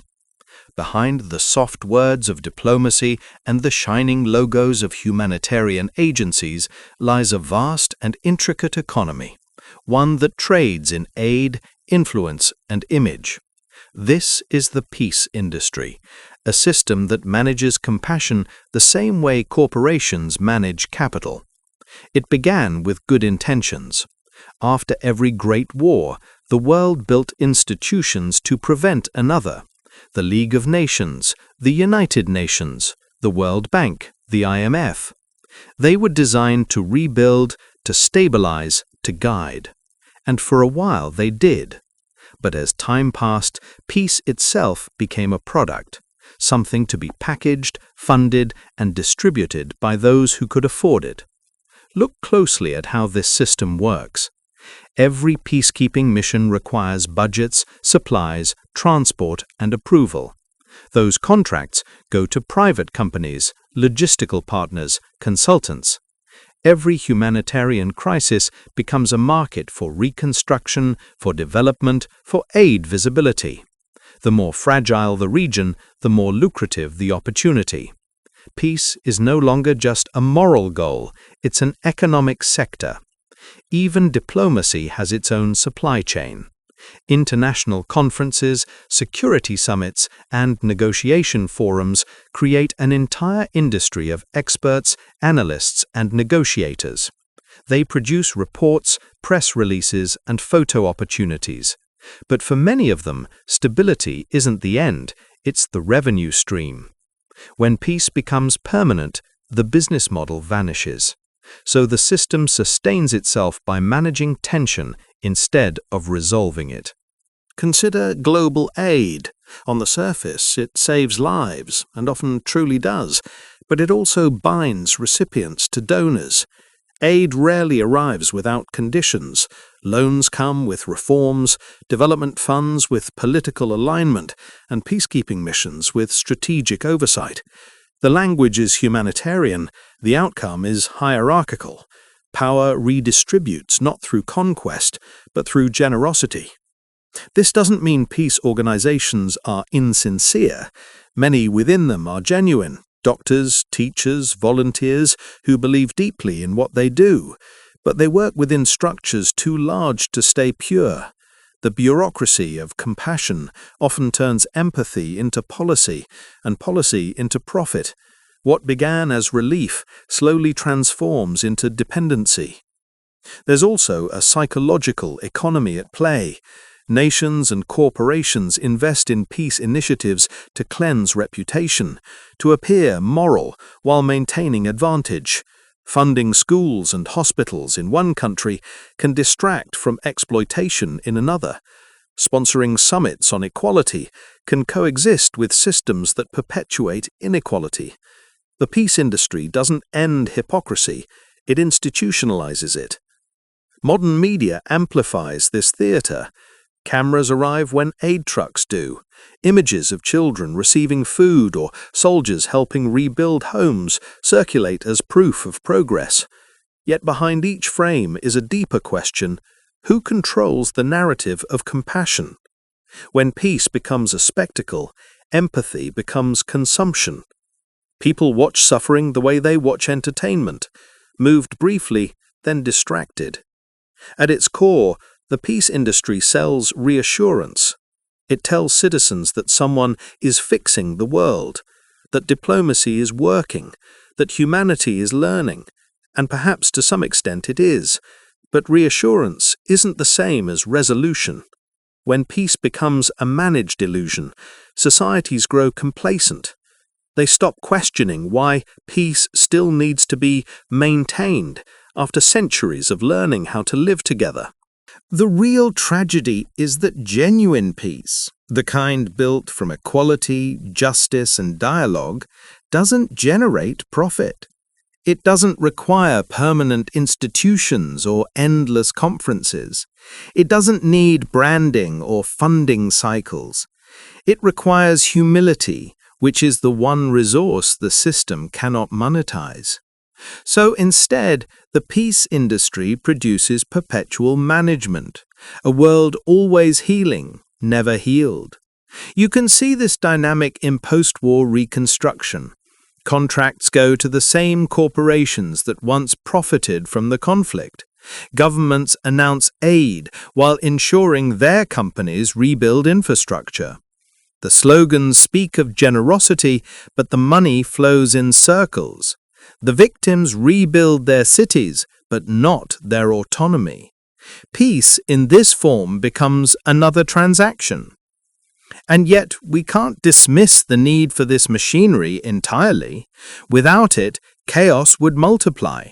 Institutions, even flawed ones, prevent collapse. The problem is not their existence, but their ownership. Peace, to be authentic, must belong to the people it's meant to serve, not to the institutions that administer it.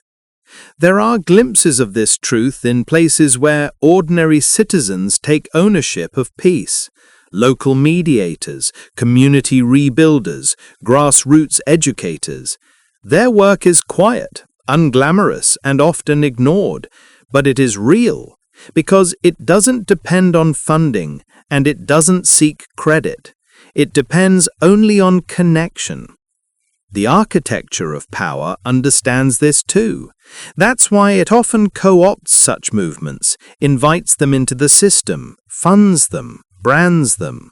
Slowly, the raw human spirit that drives true reconciliation is wrapped in bureaucracy again. It becomes measurable, reportable, publishable, and therefore controllable. Perhaps the most unsettling truth is this: the peace industry doesn't want to disappear. Like all industries, it survives by sustaining the problem it claims to solve. Not enough to lose legitimacy, just enough to stay necessary. A perfectly peaceful world would bankrupt it. Still, the idea of peace, even as a product, keeps something sacred alive. It proves that humanity hasn't abandoned the search for harmony. It may be distorted, but the desire is real. Somewhere inside the machinery, the genuine impulse to care still flickers. The question, then, is whether we can strip the industry away and keep the compassion, whether peace can return to being a relationship instead of a market. Because as long as empathy is monetized, power will disguise itself as kindness. And when kindness becomes another form of control, ideology quietly returns, clothed not in armor, but in conviction. The next chapter in the story of war and peace begins not with nations or armies, but with beliefs, the return of ideology, and the dangerous comfort of being certain. When wars end, people promise never to repeat them. When peace settles, people promise to stay rational. And yet, time after time, humanity returns to the same altar: belief. The weapon changes, the rhetoric evolves, but the emotion remains, the desire to be right. Ideology is the mind's answer to uncertainty. It gives shape to chaos, turning fear into conviction. It tells people not only what to think, but who they are. In that way, it becomes more than philosophy. It becomes identity. And once identity fuses with belief, logic no longer applies. You cannot argue with someone's reflection. For most of history, wars were fought over land. Later, they were fought over gods, then over systems, capitalism, communism, democracy, fascism. But the foundation never changed. Every ideology, no matter how noble, divides the world into believers and others. It offers certainty in exchange for empathy. It makes belonging feel moral and doubt feel dangerous. The 20th century was supposed to be the death of ideology. The world had seen what absolute belief could do, how utopias rot into prisons, how purity becomes massacre. Rationalism was meant to save us. Markets, science, democracy, these were the new faiths, built not on superstition, but reason. Yet reason itself became another banner. The rational world still needed a mythology to justify its order. And so ideology returned, cleaner, subtler, digital. Today, belief doesn't wear uniforms. It wears language, freedom, justice, progress, truth. Each word, once universal, now divides as much as it unites. People live inside their chosen meanings, curated by algorithms, reinforced by peers. Ideology has become personalized. Everyone carries a pocket-sized crusade, updated daily through screens. Social media perfected what propaganda only dreamed of, self-reinforcing identity. The believer no longer needs a preacher, the system does it automatically. You like a post, the algorithm feeds you 10 more. You argue, it feeds you 50. Slowly, your worldview hardens. Doubt feels like betrayal. Other perspectives feel like threat. And without realizing it, you've joined a digital sect, one that worships outrage and calls it authenticity. But ideology isn't just political anymore. It seeps into lifestyle, morality, even consumption. People now wear beliefs the way past generations wore uniforms, visible, performative, absolute. Diets, identities, brands, causes, all become symbolic borders. Every tribe declares moral superiority. And behind every moral claim lies the same insecurity: I must belong somewhere. That's why ideology is so resilient. It offers belonging where truth feels uncertain. It gives people the illusion of clarity in an age drowning in information. It simplifies the unbearable complexity of reality into sides, us and them, right and wrong, pure and corrupt. Certainty feels safe, even when it's false. Leaders understand this perfectly. They don't invent ideologies, they amplify the ones already forming. They sense the collective anxiety and give it shape. Fear becomes mission, anger becomes loyalty. In a world where meaning feels fragile, conviction becomes the new currency. Whoever controls conviction controls identity. But the danger of ideology isn't only in its violence, it's in its comfort. Ideology feels peaceful because it removes responsibility. Once you're certain, you no longer have to think. You no longer have to listen. You no longer have to change. You just defend. Conviction becomes anesthesia. It numbs the mind while giving the heart something to beat for. History shows that ideological peace through shared belief, is often just repression in disguise. Totalitarian systems promise unity but demand silence. Democracies promise freedom but create echo chambers. Religions preach love but fracture over doctrine. Every ideology eventually collapses under its own contradictions because the world it imagines is too narrow for human complexity. And yet, when one belief system falls, another rises instantly to fill the vacuum. The human mind can't stand emptiness. The moment doubt enters, New dogma arrives, sometimes disguised as liberation. Revolutions overthrow tyrants only to crown new ideologues. Progress replaces superstition, but keeps its fervor. Even science, which thrives on questioning, is often treated like scripture when it threatens our comfort. Ideology also thrives in crisis. When economies crumble, when trust in institutions fades, when people feel unseen, they turn to belief as anchor. That's why polarization grows during uncertainty. It's not just politics, it's psychology. People would rather be wrong together than lost alone.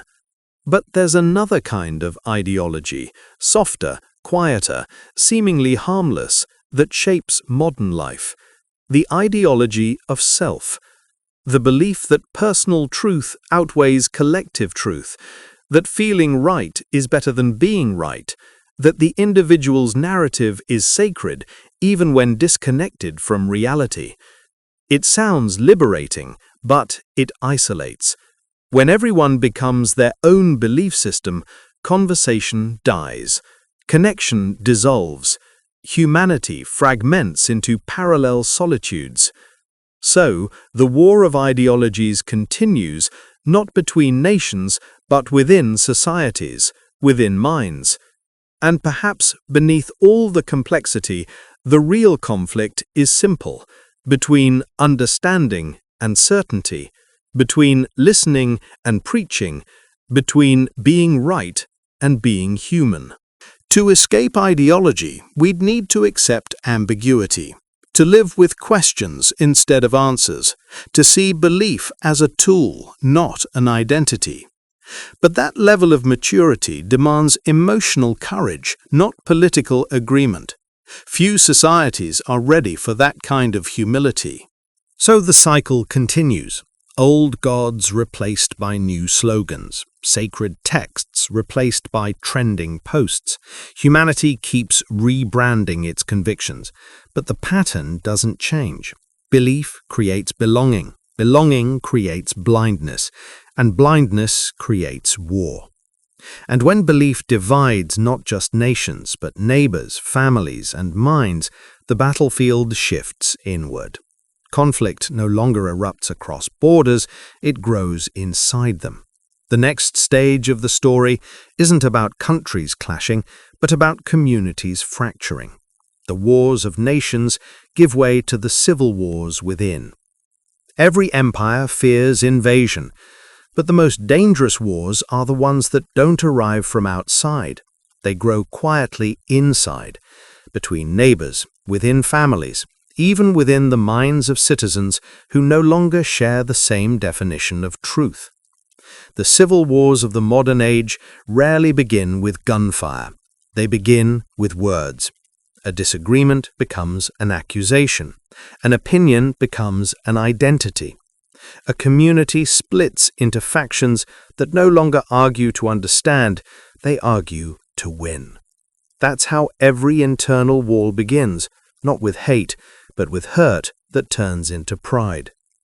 In the past, civil wars were fought over power, control of a capital, a king, a constitution. But now the battlefield has moved into culture, values, and perception. We fight not over territory, but over meaning itself. Who defines justice? Who decides truth? Who belongs? The answers differ so sharply that societies fracture even while appearing whole. Technology magnifies the fracture. Social media rewards outrage, not empathy. It teaches people to perform righteousness rather than practice it. The more divisive a statement, the more attention it earns. And attention in the modern world is power. So the architecture of our communication has become the architecture of our division. The result is a world where everyone is talking, but no one is listening. Every comment feels like combat. Every disagreement like betrayal. Civility becomes weakness. Doubt becomes disloyalty. When conversation collapses, coexistence follows.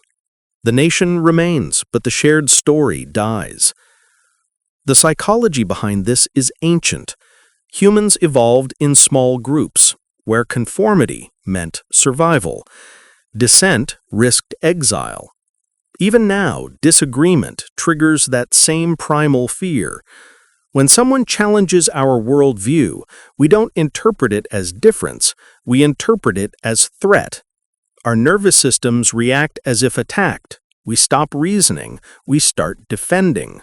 And when millions live in that state simultaneously, you have a society constantly at war with itself. These invisible civil wars exhaust nations more than foreign enemies ever could. They drain collective energy, corrode trust, and weaken institutions from within. Governments grow paralyzed, economies slow, communities withdraw. The enemy isn't outside the gates. It's in the mirror, wearing a different flag, a different faith, a different opinion. And yet, each side believes it's saving the nation. That's the tragedy of internal conflict. Everyone feels righteous. History shows that civil wars don't start when people lose morality, but when they become too certain of it. The more convinced a group is of its virtue, the less capable it becomes of mercy. This moral certainty turns disagreement into dehumanization. Words like traitor, enemy, un-American, heretic, each strips away personhood. Once that language becomes normal, violence feels logical. Every genocide, every purge, every repression began with linguistic division. Once people stop seeing others as fellow citizens and start seeing them as obstacles, the descent is already complete. But not all civil wars are visible. Some are psychological, fought inside individuals torn between loyalty and conscience. A soldier following orders he doesn't believe in. A journalist told to stay silent. A citizen who sees injustice but fears the cost of speaking out. These are quiet wars, fought in private. The war between who we are and what the world demands we become. Collectively, these inner conflicts shape the soul of a society. When too many people silence their conscience, truth loses oxygen. The result isn't dictatorship, it's numbness, a quiet compliance that allows corruption to grow unchecked. Modern democracies now face this paradox. They were built on freedom of expression, but that freedom has turned into noise. Every voice demands to be heard, yet few want to understand. The right to speak has replaced the duty to listen, and so democracies fracture under their own virtue. Too much voice, too little resonance. Still, within the chaos, there are glimpses of something hopeful. After every internal fracture, new movements rise, not built on ideology, but on empathy.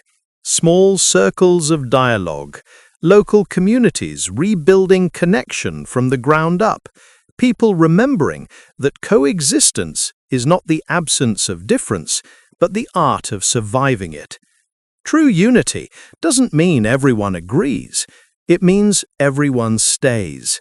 It means recognizing that no society is a single story, and that disagreement isn't failure, it's evidence of life.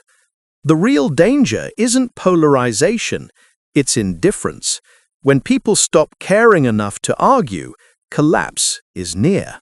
The civil wars within will define this century, not as battles of weapons, but as tests of emotional maturity. Can humanity evolve beyond the instinct to destroy what it cannot control? Can it learn to disagree without dehumanizing? To share space without surrendering identity? These questions matter not only for nations, but for individuals, because every social fracture begins as a personal one, when understanding feels too exhausting and empathy feels unsafe. If peace once required negotiation between rulers, the next peace will require reconciliation between citizens. between siblings, between strangers. But before such healing can begin, we must face the newest frontier of conflict, one that no army can march upon and no border can defend. A battlefield made of code, emotion, and perception. The digital realm where invisible armies fight for our attention and our reality itself. The next war is already here, everywhere, all the time. It's the digital battlefield, and it's inside us as much as around us. Once war needed soldiers, now it needs only signal. The modern battlefield isn't land, sea, or sky. It's the space between screens, where attention has replaced territory and perception has replaced control. This is the digital battlefield, a place without borders, fought by everyone, every day, often without realizing it. Every scroll, click, and reaction is a movement within this silent war. Data replaces bullets. Influence replaces invasion. Where armies once marched to occupy land, algorithms now march to occupy minds. You don't see the uniforms, only the headlines, the ads, the trends. But each is a weapon, crafted to pull your attention, shape your belief, and, when needed, divide you. The digital world was meant to unite humanity. It promised equality, connection, and information for all, and for a time it did. Then power learned to live inside it, to manipulate algorithms instead of laws, to rewrite truth instead of treaties. Propaganda no longer needed posters, it needed engagement metrics. Censorship no longer silenced words, it buried them beneath noise. On this battlefield, control doesn't look like coercion. It looks like choice. You feel free because you can choose what to watch, what to buy, what to believe. But behind every choice lies a design, a subtle hand deciding what you see first, what you see last, and what you never see at all. Freedom becomes architecture. The walls are invisible, but the corridors are carefully mapped. In older wars, soldiers wore uniforms. In this one, they wear usernames. Bots, trolls, influencers, anonymous accounts, all participating in a global simulation of dialogue. The line between truth and narrative dissolves. If enough people repeat a lie, the algorithm learns it as fact. And once data believes something, it becomes reality. The digital battlefield runs on emotion. Outrage spreads faster than empathy. Fear travels farther than facts. Algorithms reward intensity, not balance, because intensity keeps users engaged. The more divided the world becomes, the more profitable it gets. Every argument, every outrage, every viral post feeds the same machine. And so societies fracture, not because they've grown more hateful, but because their emotions have been engineered into conflict. The new generals of the digital age aren't politicians or soldiers, they're engineers, strategists, psychologists, people who understand how attention moves. They don't need to destroy nations, they just need to destabilize how nations think. Cyber warfare is the most visible layer of this conflict, the hacking of power grids, the theft of data, the manipulation of elections. But the deeper layer is psychological. It's the war to shape what people consider normal. If you can define normal, you can control everything else, from economy to morality. Every digital interaction leaves a fingerprint, and those fingerprints build profiles more detailed than any census. They reveal not only what you do, but why. They predict what will scare you, anger you, inspire you. Whoever controls this data doesn't just understand you, they can anticipate you. And anticipation is the highest form of power. But the danger of the digital battlefield isn't just surveillance, it's sedation. When people are constantly informed, they stop being truly aware. Information overload dulls sensitivity. The world becomes a blur of crises, each too brief to change anything. Compassion burns out, fatigue replaces outrage, and while citizens scroll, the systems that govern them quietly solidify. The irony is that people still believe they're fighting for truth. They share, debate, expose, convinced that engagement is activism, that in a system designed for division, even truth becomes a weapon. Every revelation deepens polarization. Every correction strengthens conspiracy. The battlefield feeds on sincerity. Governments have learned to adapt. Some weaponize the chaos, flooding networks with conflicting stories so no one knows what's real. Others withdraw into digital control, using surveillance and censorship to create artificial calm. Both strategies rely on the same principle: keep the public busy, not awake. Corporations do the same, though more subtly. The war for attention is now the world's largest industry. Every platform, every app, every notification is designed to hijack a fragment of your focus. And when attention becomes the world's scarcest resource, distraction becomes its most valuable weapon.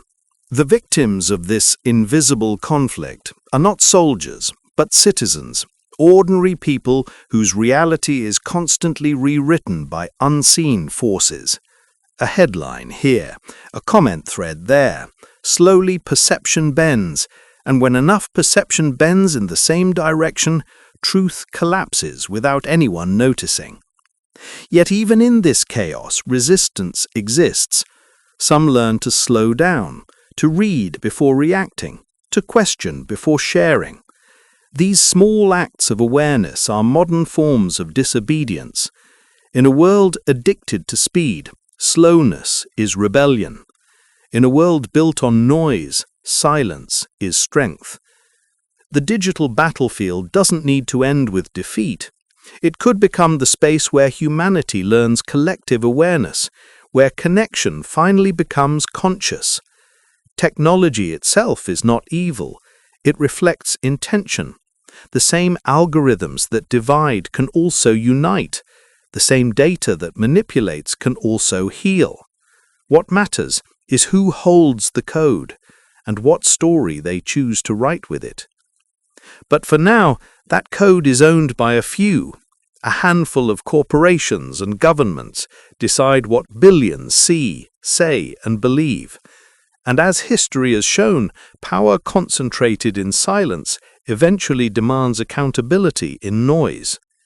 Because no matter how advanced the system, human emotion remains its weak point. The moment people rediscover empathy, real empathy, the digital machinery falters. The illusion of control breaks, because empathy cannot be engineered. The question is whether humanity will find that empathy before the system erases it, whether awareness can awaken faster than manipulation evolves. To understand that, we must step back from the machines and return to the oldest force of all, the one that has always driven every conflict, visible or invisible, the hunger for control and the rules that govern it. The next step in our journey reveals those unspoken laws, the hidden rules of power that shape every war, every peace, every digital whisper that decides who leads and who follows. Power is never what it seems. It doesn't live in speeches, titles, or crowns. Those are costumes, the visible language of authority. Real power operates in silence, hidden behind perception, moving through systems so smoothly that most people mistake it for order itself. The first rule of power is simple. Visibility is vulnerability.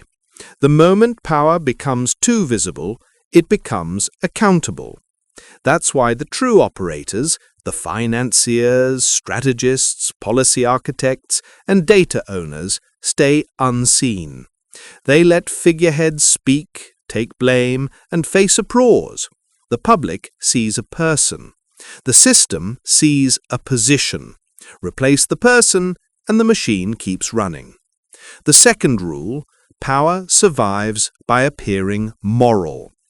Even the most ruthless regimes must justify themselves as necessary. Kings once ruled by divine right. Empires claimed civilization. Modern governments invoke security or freedom. Every generation invents new vocabulary to hide old instincts. People obey more willingly when they believe they're part of something noble. Morality, in the hands of power, becomes camouflage. The third rule: power protects itself through confusion. Complexity is a weapon. The more complicated a system becomes, financial, bureaucratic, or digital, the harder it is to challenge. When rules, contracts, or algorithms reach a certain opacity, accountability dissolves. In that fog, control thrives. The oppressed don't rebel, they fill out forms. The exploited don't march, they sign agreements they don't understand. The fourth rule: divide, then distribute. Power rarely holds itself in one place. It decentralizes just enough to avoid blame, but centralizes enough to remain dominant. Multinational corporations operate this way. Accountability spread across borders, influence concentrated in boardrooms. Governments mimic it through committees and departments. The structure looks democratic, but functions like an organism, each part dependent on the others, yet controlled by a single nervous system: fear of instability. The fifth rule: give the illusion of choice. Nothing stabilizes power more effectively than the appearance of freedom. Allow people to vote, to speak, to protest, but make sure the parameters of those actions never threaten the system itself.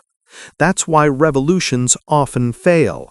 They fight the visible symbols, not the invisible constraints. True control doesn't forbid rebellion, it predicts and absorbs it. The sixth rule: control narratives, not people.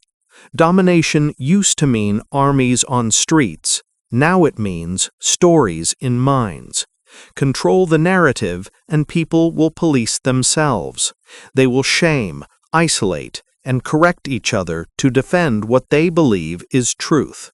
Power no longer needs guards. It has algorithms and outrage. The cage is maintained collectively in the name of justice. The seventh rule: keep enemies necessary. No system can survive without contrast. An enemy, internal or external, keeps unity alive. It justifies surveillance, militarization, propaganda, and sacrifice. When real enemies fade, new ones are invented: a rival state, a social group, a political ideology. Fear keeps populations synchronized, and synchronized populations rarely question leadership. The eighth rule: never solve problems completely. Permanent solutions and dependencies. A healthcare reform, a peace treaty, an education program, if truly successful, they reduce control. So, systems solve just enough to claim progress, but not enough to end need. Controlled dysfunction becomes stability. That's why crises are never fully prevented, only managed. The ninth rule: shape reality through incentives, not force. Modern power doesn't order, it rewards. It makes obedience feel beneficial and resistance exhausting. It turns compliance into comfort, rebellion into risk.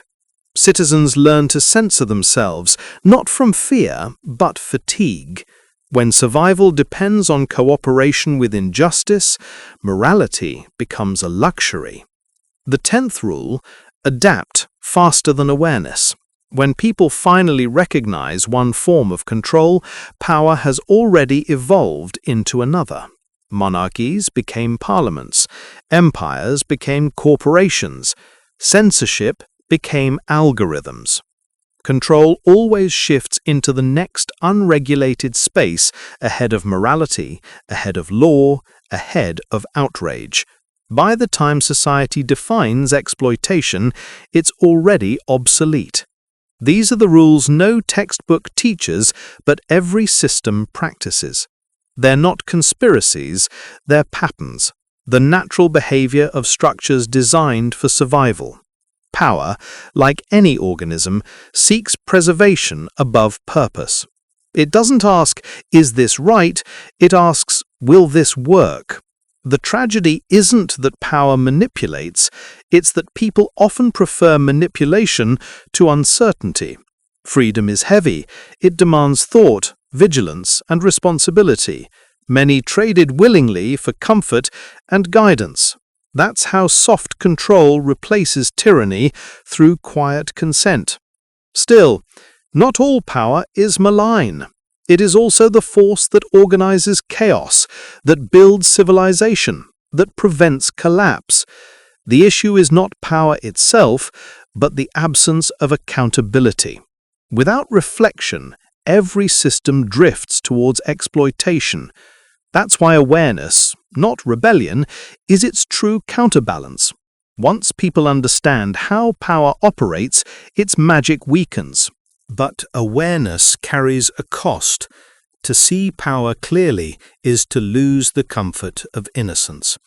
To recognize manipulation is to question not just governments or corporations, but oneself, the small compromises, the silent agreements, the comfort in conformity. And when that awareness spreads, when societies begin to look behind the curtain, power feels threatened. Not by violence, but by clarity, because clarity is the one thing that cannot be controlled. Yet clarity alone doesn't guarantee change. Knowing the rules doesn't rewrite them. The system adjusts, adapts, survives. So perhaps the question isn't how to destroy power, but how to use it without becoming it, how to create stability without deception, cooperation without submission. That possibility, fragile, difficult, and necessary, rests in the choices humanity must make next. Because power, for all its control, cannot command the future. The future depends on what people do when they finally see how the game is played. And that brings us to the horizon that power itself fears most. A future reshaped not by domination or belief, but by necessity. A world forced to cooperate again, not out of ideology or profit, but survival. The fragile future of peace. Peace has always been the dream humanity promises itself, the quiet horizon after every storm. But history whispers a harder truth. Peace is not a permanent state. It's a delicate equation, constantly recalculated by necessity.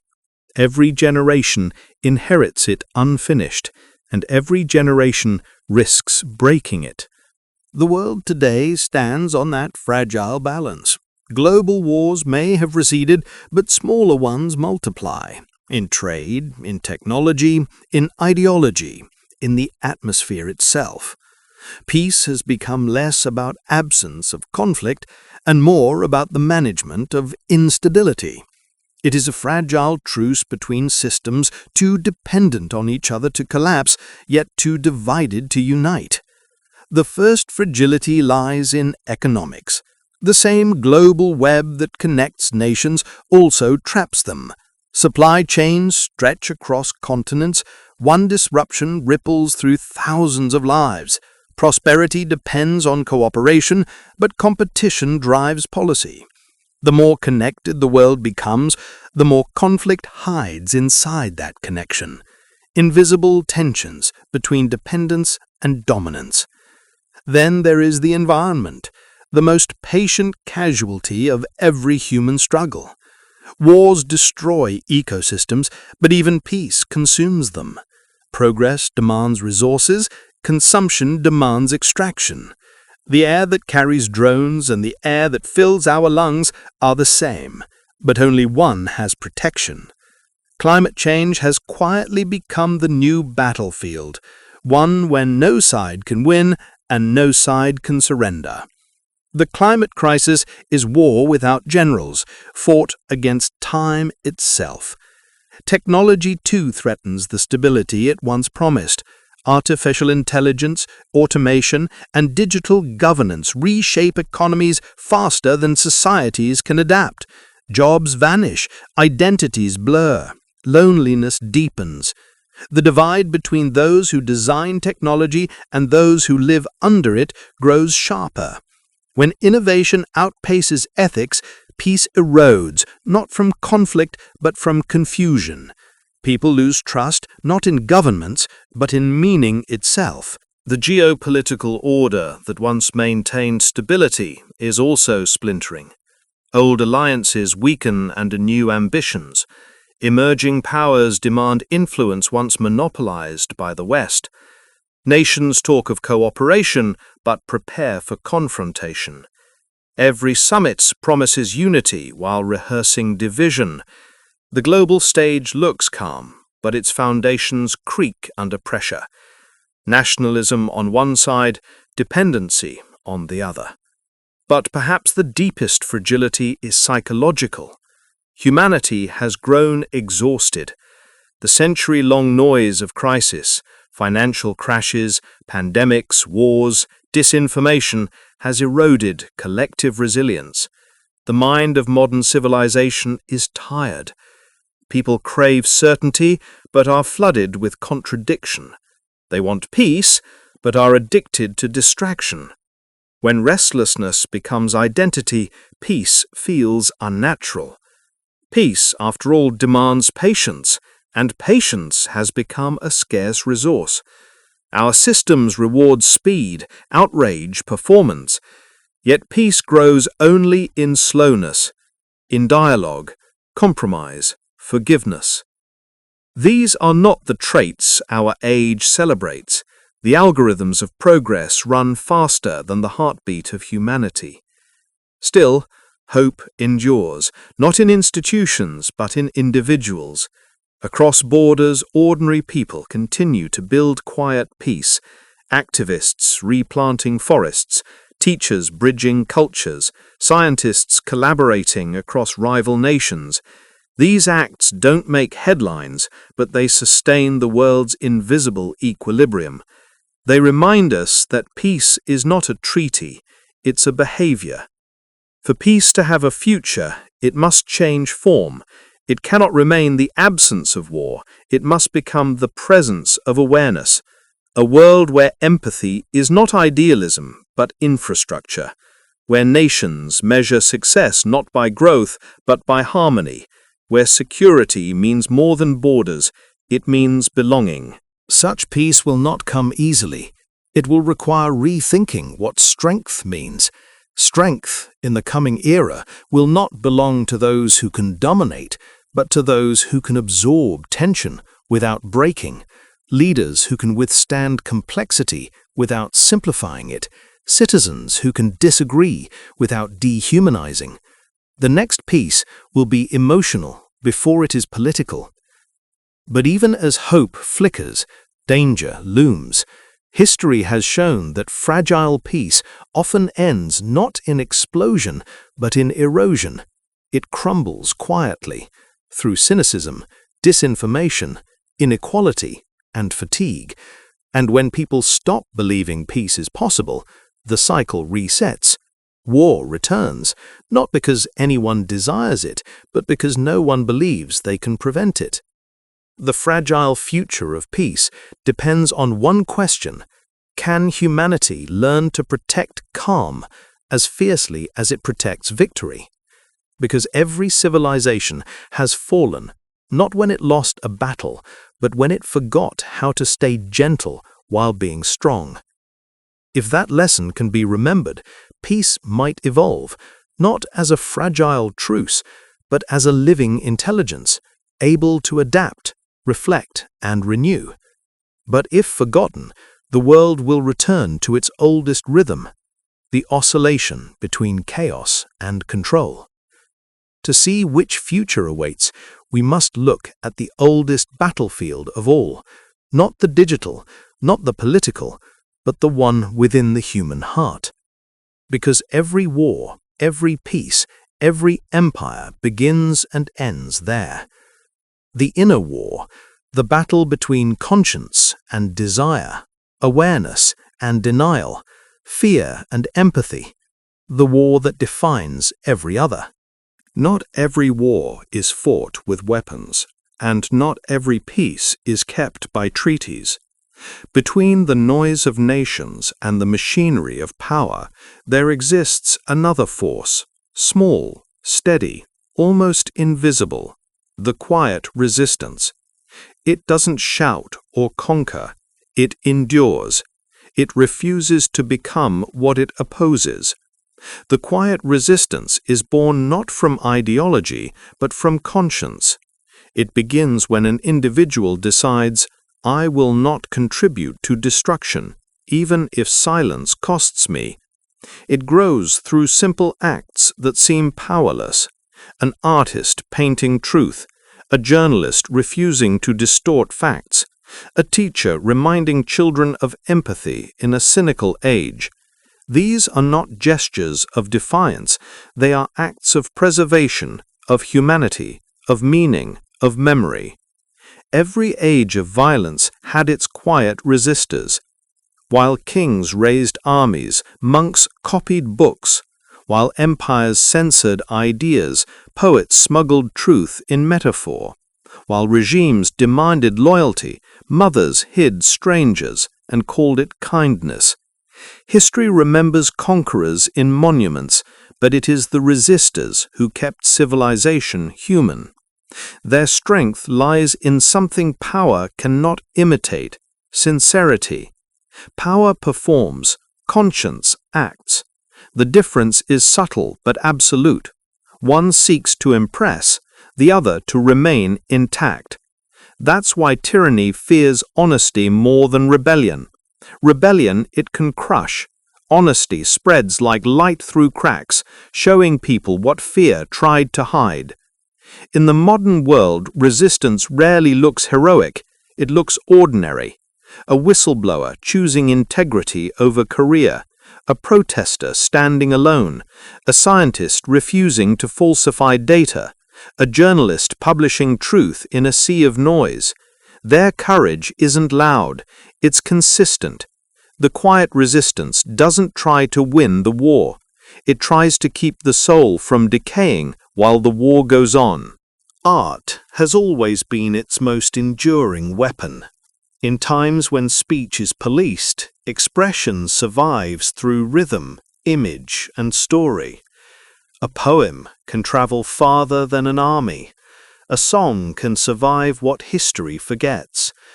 The greatest art doesn't just protest, it restores empathy.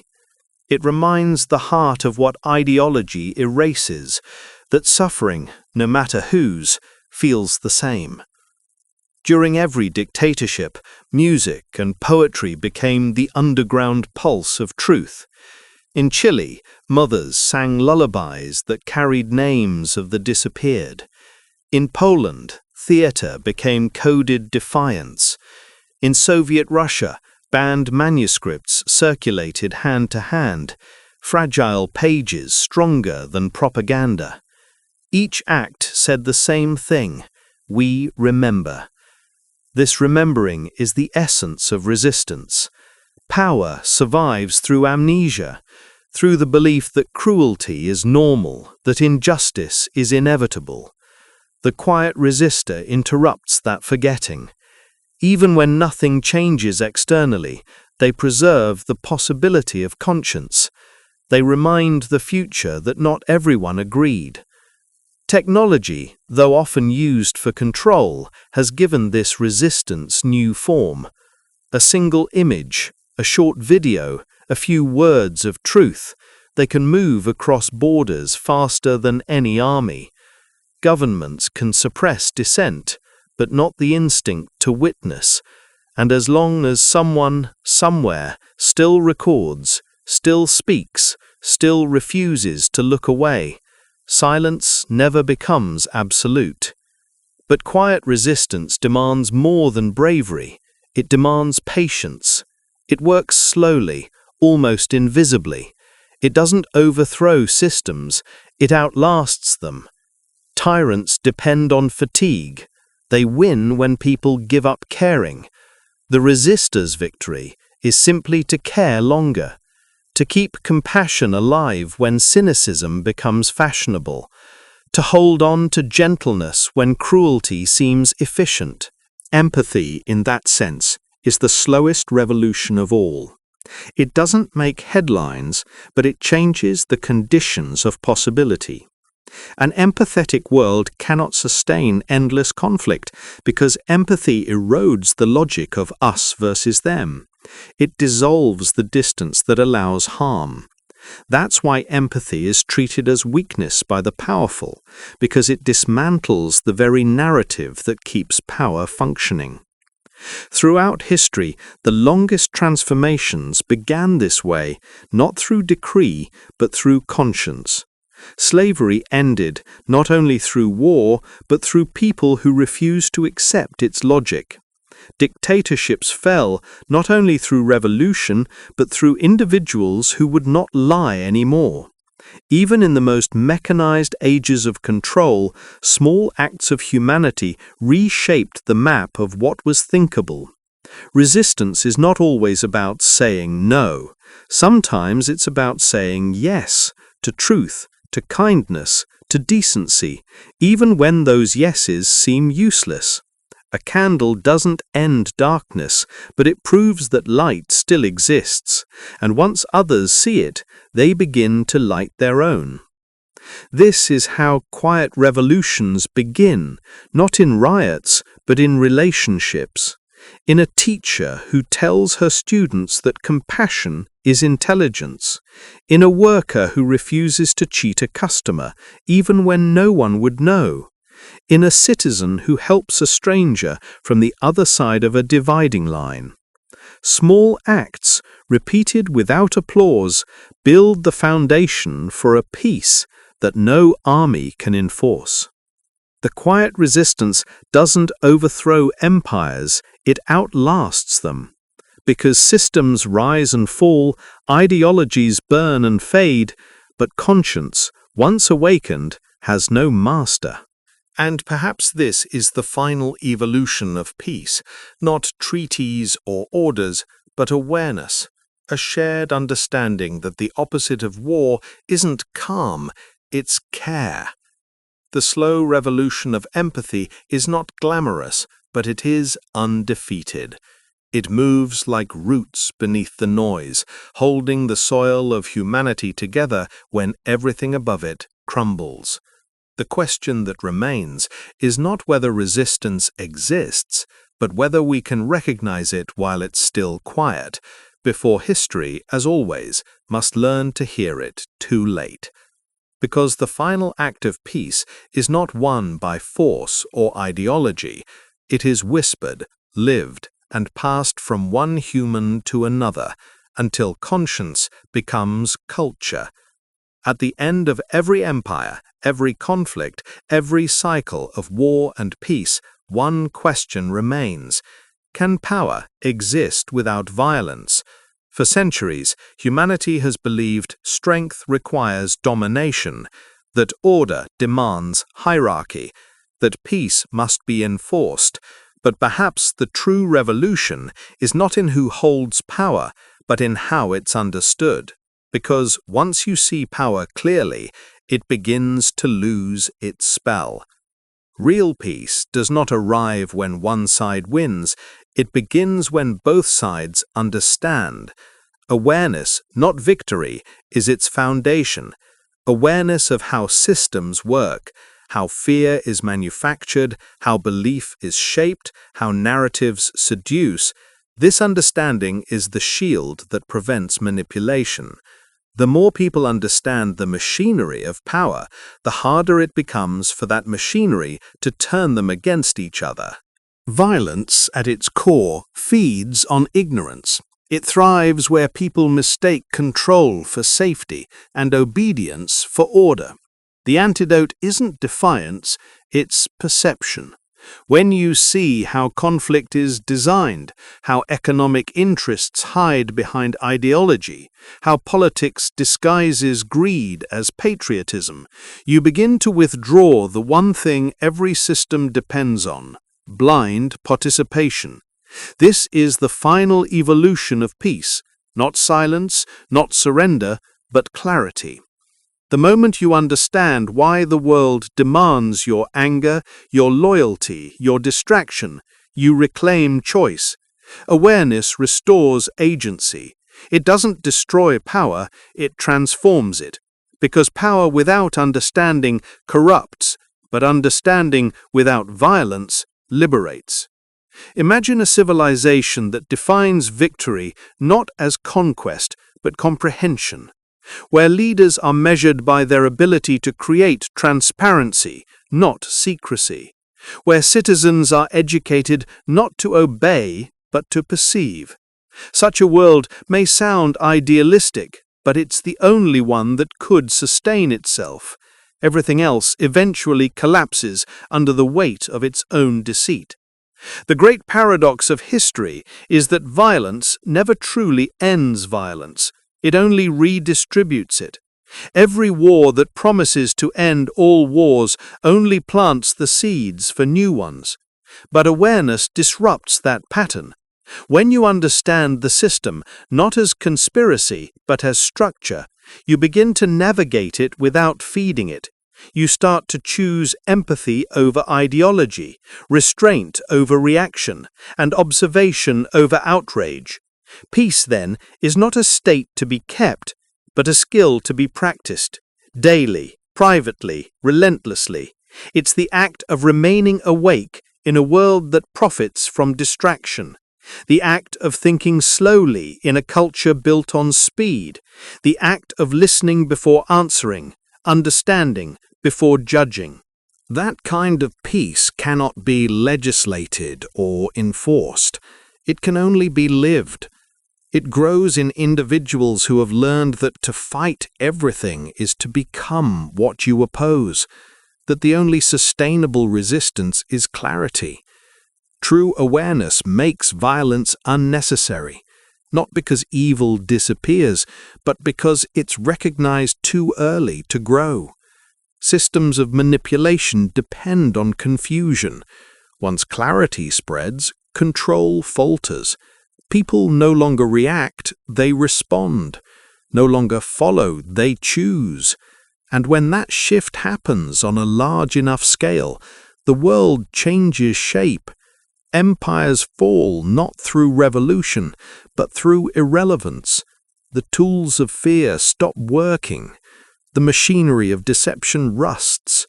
Humanity doesn't transcend power, it matures within it. But such awareness demands courage, the courage to look without hatred, to see without turning away, to study not only history's villains, but ourselves. Because every mechanism of manipulation begins with something human, the desire to belong, the fear of being wrong, the comfort of certainty. Peace requires confronting those impulses gently, not denying them.